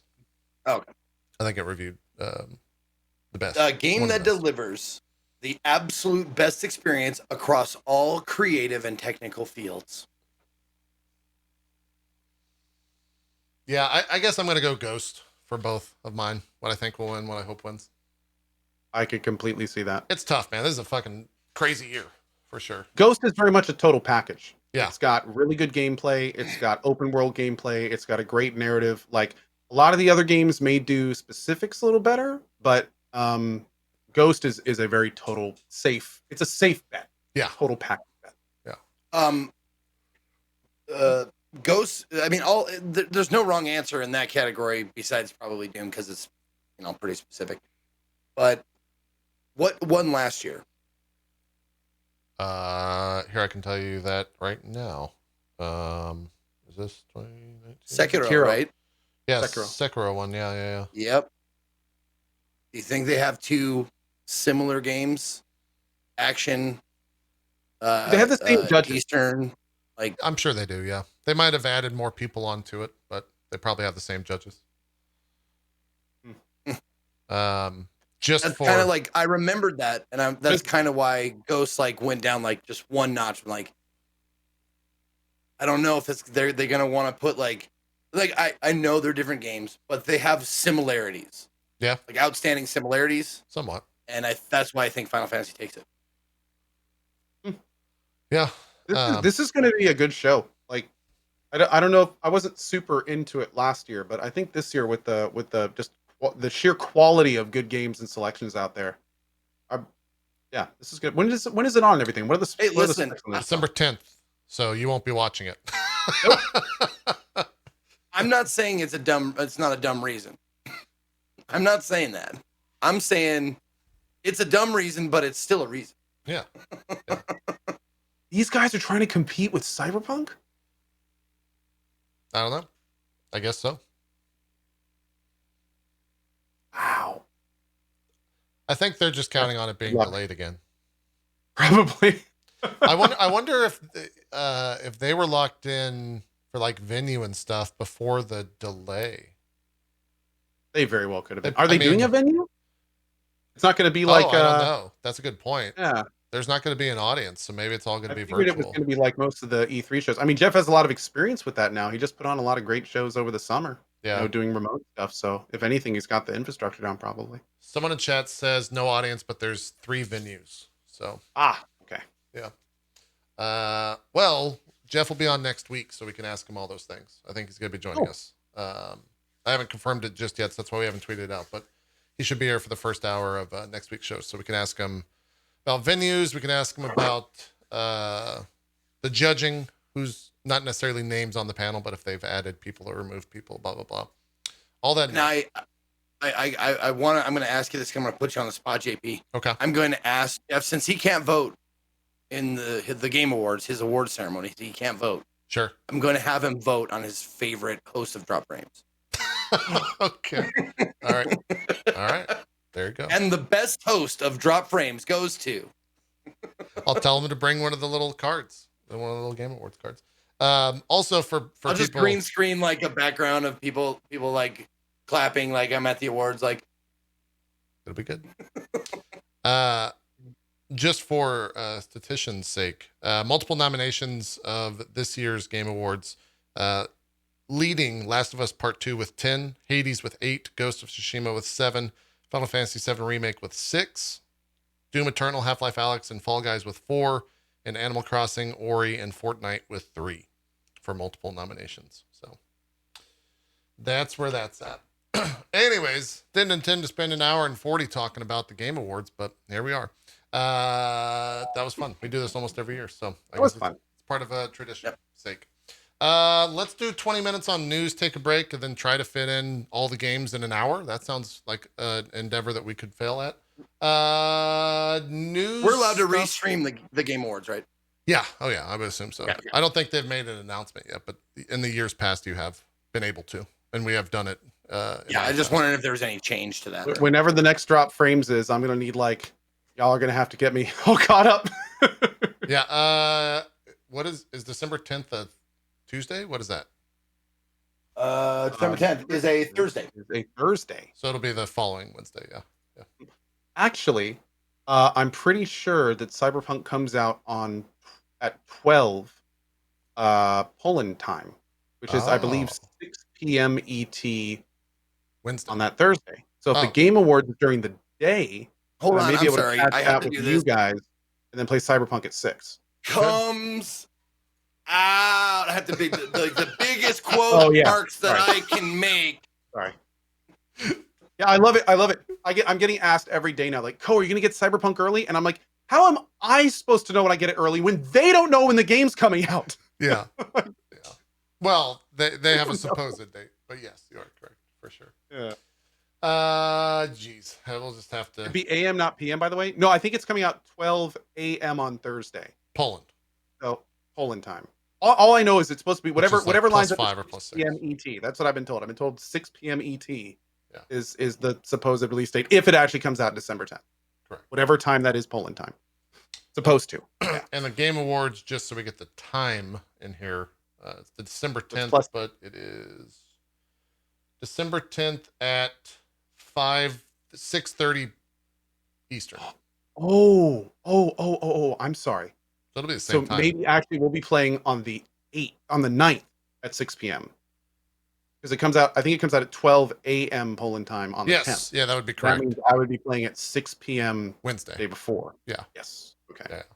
So we'll do a drop frames on that Wednesday, probably, and then Yes. we'll watch it Unless- as drop frames Thursday. Unless you I'm get it in a early. multi-day bear-like hibernation to save up energy You for could. my Cyberpunk figure. Yeah, or you get it early. We'll see.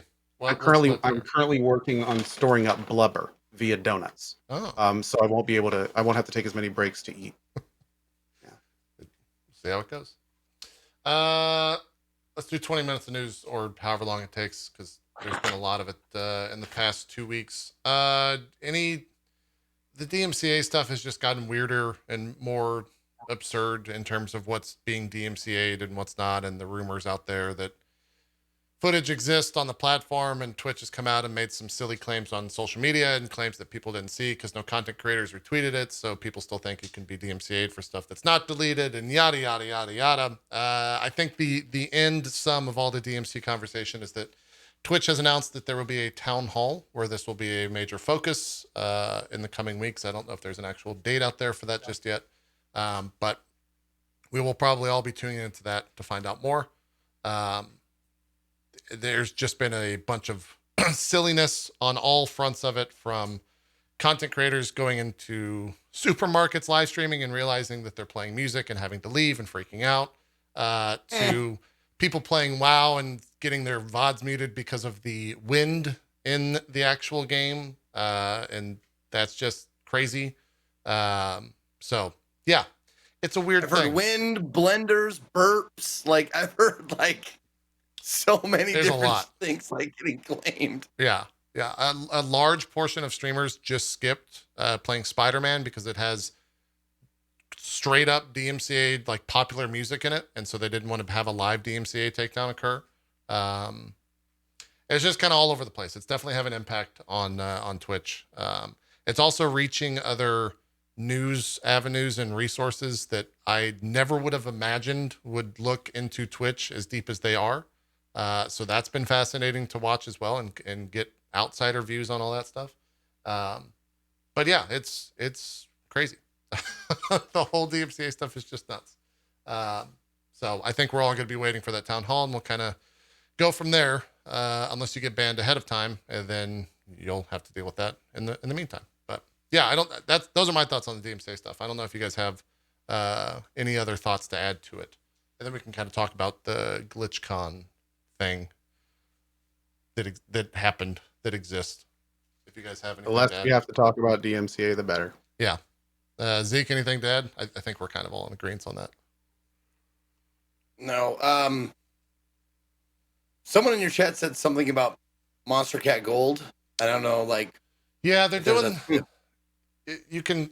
I think the hot take that I saw is that if you sign up for Monster Cat Gold, you get affiliate on Twitch. But I don't. That sounds crazy to me. I don't know if that's real. Oh, okay. But that's like I saw the tweet and I was like, oh, that's kind of a cool thing. Monster Cat's getting involved. But people are saying the takeaway is that you can now get affiliate if you quite literally pay for it. The weird thing is if you buy it and you get affiliate, what happens if you cancel your subscription to it?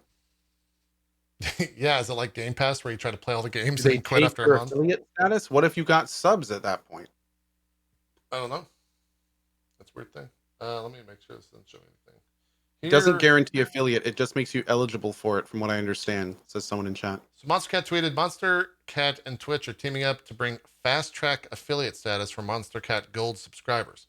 Gold provides thousands of songs to use in your live streams, and as an affiliate, Twitch unlocks monetization tools for your channel. Let me go and actually read what the site says to see if it says you automatically get affiliate.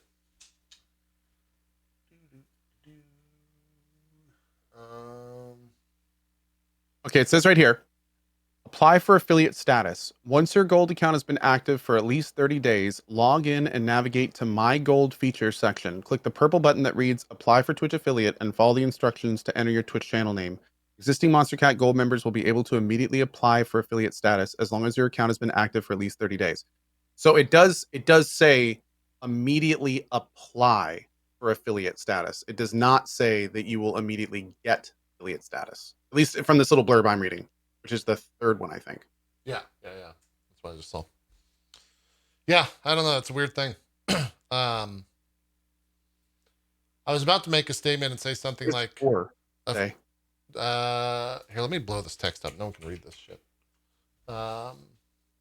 Once you submit your affiliate application, please allow for a few business days before receiving a response. Twitch reviews all submissions manually to ensure users are in good standing on the platform. Once accepted to the platform, you will receive an invitation to your email inbox, to your Twitch account. So it doesn't seem like it's an auto.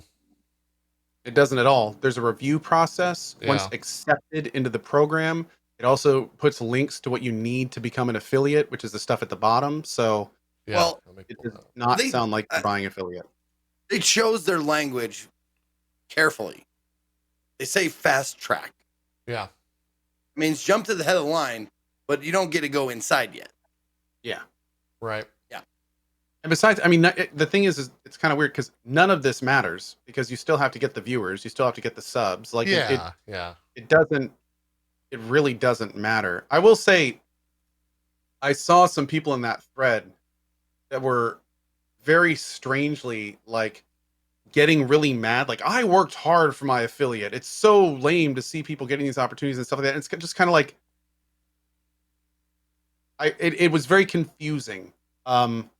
Because I mean, let's think about what partners felt about the affiliate program when that happened. Like, I got denied for partnership 3 times over the course of multiple months, and there was no affiliate when most of us old timers started. Mm-hmm. And it's not like I would hold anyone back. I mean, most of us think that just everyone should have a sub button if they want one. Like, if someone wants to support you, let them support the person. Why does it have to go through some arbitrary goal thing? But at the same time, to say that other people shouldn't have to work as hard because I worked as hard to earn money seems very, I don't know. It sounds like, yeah, it sounds like what's being like talked about all over Twitter about college loans. Like, I was about to go there as well. Yeah. Sort of. Just because I paid off college loans doesn't mean everyone else shouldn't be forgiven. Sure, it sucked for me, but do I want to see other people suffer because I did? Fuck that, dude. That's terrible. One of the cartoons I saw that was kind of interesting is it showed a railroad track and there were 4 people run over and dead behind the train. There were 4 people tied to the tracks in front of them and a guy going, well, we shouldn't save them because then it's not fair to the 4 dead ones over there. And it's like, yeah. Just so people are aware, the requirements to join the affiliate program are as follows: reach 50 followers, stream for 8 hours, stream on 7 different days, and have an average of 3 viewers. So those are the stats required for that program. Take that as you want. And no, for the record, what I said is not the same as college loans, but there's similarities. It's a much deeper thing for sure. Yeah, we're talking very, very basically of a very relatively complex problem. Yeah. Let's talk GlitchCon for a second, because that's about as much relevant information as there was on that whole event. Yeah, a really great year for music was the biggest takeaway, I think, from that thing. Also, if you would like Voyboy, a creator that's been DMCA'd 3 times in the past month, to curate music for your stream, they're working on that. He'll have a playlist out soon, so you can get DMCA'd as well. Wait, seriously? Yeah, he's seriously making a playlist as part of like some program that they're doing. That was my biggest takeaway. Oh, and also they gave money to a charity, Able Gamers. Oh, Able Gamers. That was awesome. $1 million, and then put kappas all over his face. So good on the production team for that. That was just 10 out of 10 there. Golden kappas, nonetheless. Good choice. Yeah, that. For anybody who's been around Twitch for more than a month, you're like, are they good? This is the worst debate, if it's a debate I've ever witnessed in my entire life. Yeah. Because you put that kappa on there, it's like sarcasm, you know? And I it's one of those things where you look at that and it's like, well, was this actually like, I don't think Studios doesn't exist anymore, I think, or some weird term like that. So it was probably a third party studio, or what am I trying to say? A third party production team, outside of Twitch production team. So if they are not aware of what that emote actually is used for, or they fat fingered the button on the control board, then yeah, it was just really distasteful in a small way. Like the Twitch community saw that and was like, wait a minute. You still got it pulled up? Yeah, the most used emotes on Twitch list. Yeah, use the one that's on the top. Use that one. Probably. Yeah. Because if you watched it, the next segment after that, they went back to the 2 other hosts and they had a golden kappa floating around, and that's when they like showed that it was glitching on Twitch as a platform, that all kappas were golden for the rest of the day. So it was clearly a production snafu. For the record, I have a large box to my right, and I was putting my cat on top of it. I did not toss my chat off the side of the screen. You gotta be careful about that. Yeah. There's a giant box that this helmet was in sitting next to me, and I put him on top of the box. Indeed. I mean, the fact that you gotta justify beating the shit out of your animals, it's just terrible, man. I know. It's just terrible. Like, in my day, you could just whoop your... No, I'm just kidding. Jesus Christ. I mean, he was like, oh God, he's going to do it. Jesus Christ. Also in Twitch news, they've rolled out a thing called multiplayer ads. I don't think any of us have access to this. At least I know I don't. I don't know about the 2 of you. Multiplayer ads, creators can run these ads, which will count towards disabling pre-rolls and result in Twitch awarding bits to the creator based on poll interaction. Here is a image of said ad where yeah, awesome to see him there. He got a lot of love this past week. I think he also announced that he is a Twitch ambassador. Yeah, I was gonna say affiliate, but it's ambassador. He is a partner. So yeah, I don't. Multiplayer ads started to roll out today as a closed beta to a limited number of creators. Creators who have been selected to be part of the closed beta will get an email for multiplayer ads that are available on their channel. The new ad formats will change based on your feedback. So please, let me go to let me go to this help article. I think it explains a little bit better than that tweet. That tweet is weird. Here we go.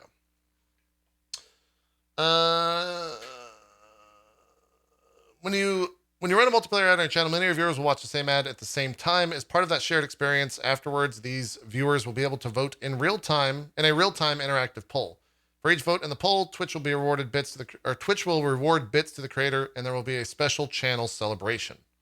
It shows right here that for voting, 38 votes reward 190 bits, and it says together you unlock 534 bits. I don't know what any of this means. I don't know how that works. I can foresee if that's the case where like more people vote, then more bits are to the creator. If you have 30,000 viewers, does that mean that creators are going to be getting like thousands of bits every time they run an ad? I don't know how that works. I don't know if there's a cap to it. Trying to see. They don't really answer that. Where's the thing about subs too? Do multiplayer ads show to my subscribers and turbo users? Some viewers, including Twitch turbo users or subscribers, may not see multiplayer ads as part of their ad-free benefits. That wording is so confusing. That is very confusing. I think it's saying some viewers, and then those viewers include Twitch turbo or subs, may not see the multiplayer ads as part of their ad-free benefits. So I think that's saying that if you have ads turned off for subs, they would not see the multiplayer ads. But then you could also read it as some viewers, including Twitch turbo users or sub users. Like it's so poorly worded, man. Yeah. And may, why is it may? Why is the word may there? Yeah, some like, and may is like the most ambiguous wording you could have actually chosen here. Yeah. It's one of those things where like they could have answered this. Do multiplayer ads show to subscribers and turbos users? I don't know. Yeah, we'll see. No, we already have a bug plan for that. Right? Jesus. Whoop. Pre-whoops. Yeah, exactly, Zeke. It is Zeke L, Zeke D, Zeke K. That's I don't know. It's IDK. Yeah. Yep. Oh, IDK. Sorry. Yeah. Yep. Yeah. So no, it's very interesting because, like, of course, like if it did play for subscribers and stuff, this would be like such a power move by Twitch because they're basically like, we'll give you money to show ads to your subs. Like we will literally pay you to show ads to your subs via this new system, and it's just kind of like, oh my lord, like come on, man. But see, the other big problem with this is it's like for years, so many of us have been saying that, you know, ad free if you sub. So it's the kind of thing where if Twitch starts rolling out these systems that bypass that entire thing, then they are like inevitably putting us in this really weird position where it's like, I guess not anymore. Mostly ad free for sub. Like it's not a good place for us at all. It's not a good place for us to be at all. Well, my biggest thing with this is like, they should have made a fucking video to show what this actually means from a viewer perspective and from a creator perspective. Because like, I'm looking at this, like I said, if you have a shit ton of viewers and they all get this ad and they all vote, does this bits just like get exponentially crazy for watching this ad? I have no idea what to take away from this. I've not seen this on any channel either, so I don't know anything about it except for these 3 screenshots. Once again, it's a case of probably someone not spending a lot of time in Twitch chat rooms and stuff. Because if you had, you'd know, like, hey, is this game on PC? Yeah, it says in the title. Oh, it's the title. Oh, reading. Right. They need visual. We need visual, like, of everything. Yeah. Oh, yeah. Give me a GIF of the office. Put the Twitch thing in the middle, and then end it with another GIF. Like a GIF sandwich. How about that? I mean,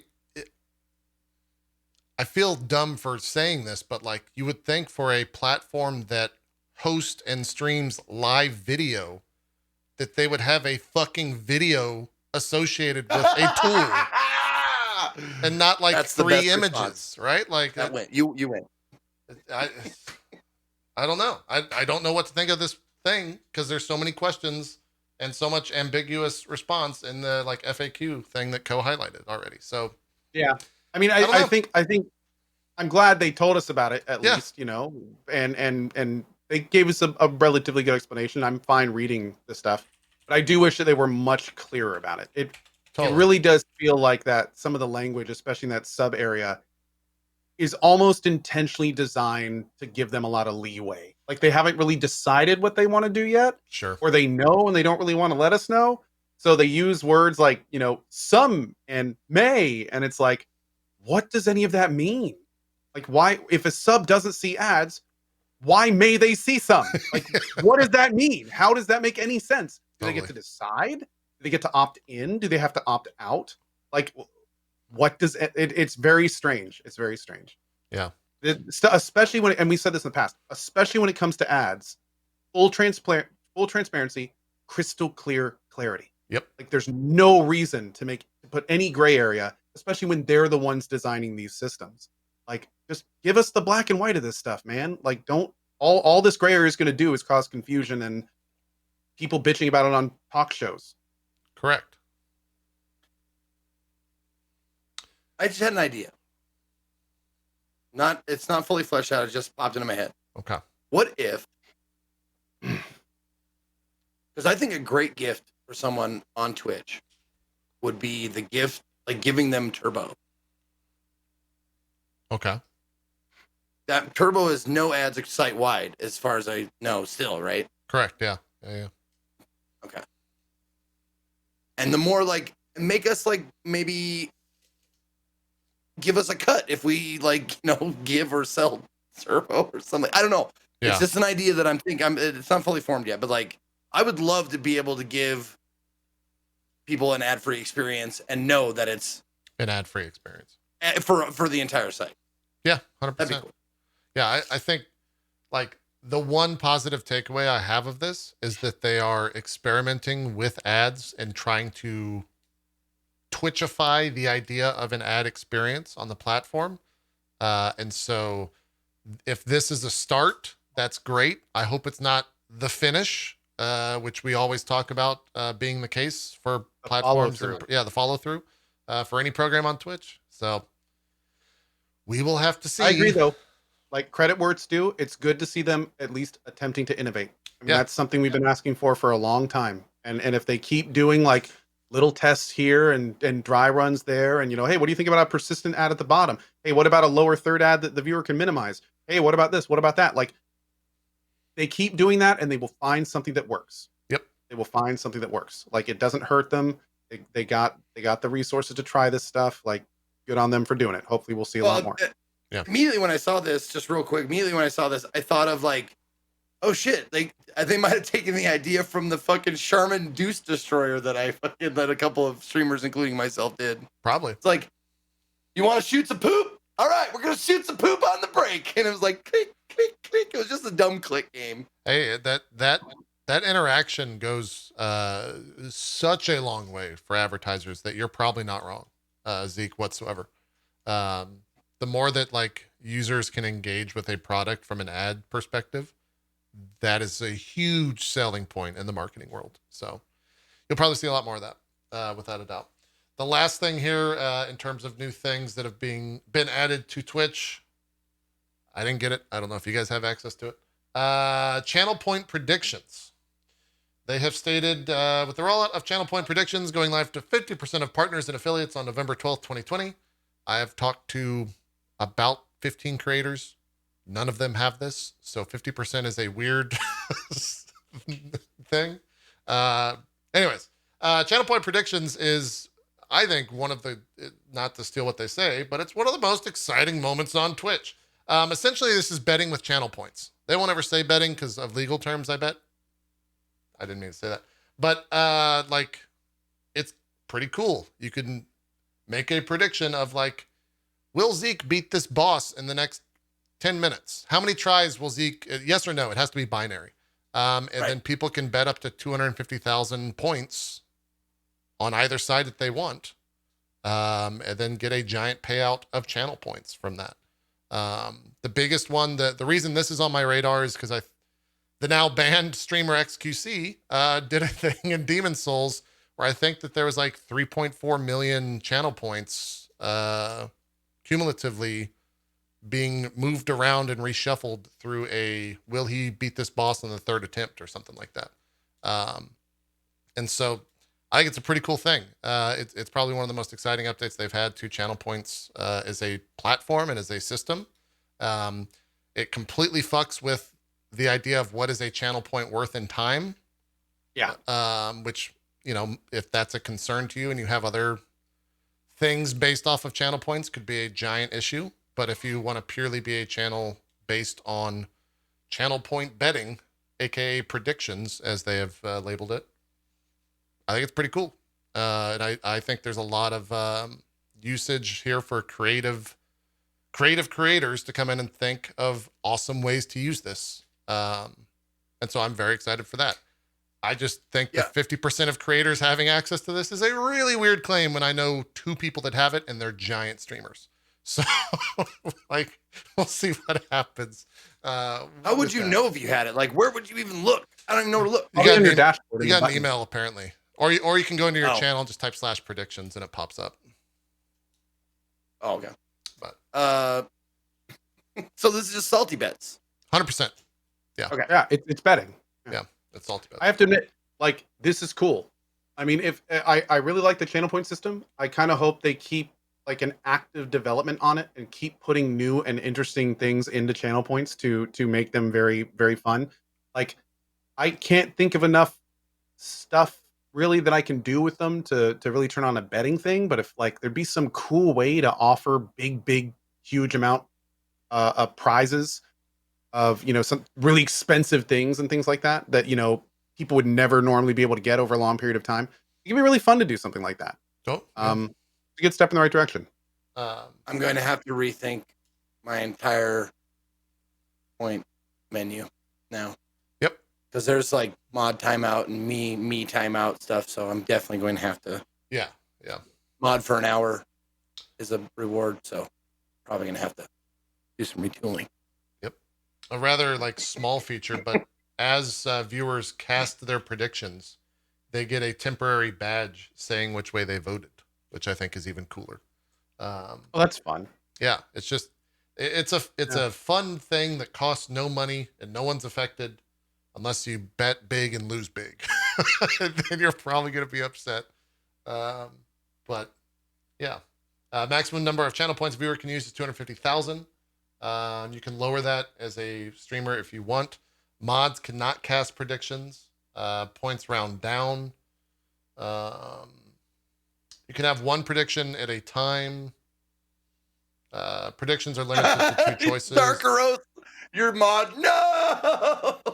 Yeah, I can't vote. What else? Here's I like. This is probably my funniest takeaway. Then we can take a break here. Is everyone allowed to participate in predictions?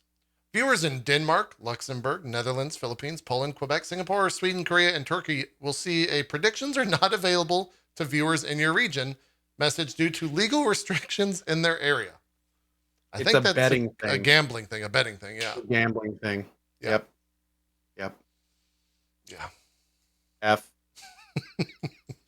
Which is. All right, guys. Yeah. I just love that they go as far as to like never say the word or phrase bet or betting in this entire thing. And then they have a like legal clause of like, by the way, these countries can't bet. That line though really makes it it brings to the forefront when Twitch makes these features, how many things have to go on that we don't think about or see. Because like when they made this, they had to go to pretty much every country, look through their laws and see if what they were doing would fall under any of the statutes that were, in place to make this kind of thing illegal. And they do that for every country before they released this. Literally. And then they actually found in those countries that they couldn't do it. So that's wild, man. Yeah. It is I often wonder how many lawyers Twitch employs. Because it has to be ginormous. Yeah. Wait, that's not a good word right now. Yeah, don't say fleet. Right. Don't want to. Twitter owns that now. It's gone. So yeah, I really want that prediction thing. I was told I can't have it, so I gotta wait because it's 50% of all partners got it, and I can't get it. Don't they know who you are? They can't do it. I know a bunch of people that requested and they were said, no, you can't do it. So I'll give John Twitch a call after the show. I'm sorry I had to go through that. yeah, hit him up. Let him know. Let him know. Let's take a break. Oh my God, we only have 50 minutes to talk about like every game that's come out. I need at least 48 for Yakuza. I haven't heard anything about Yakuza, so I'll allow the lion's share of time left for you two to talk about it, because I would love to hear about it for sure. Okay. And then we'll see what else we have. I'll talk about Astro's Playroom, because I don't think either of you have played that yet, and it's the best game on the PS5. Probably. Excellent. Let's take a break. We'll be right back with more Drive Frames. Right after this, we'll see you guys then.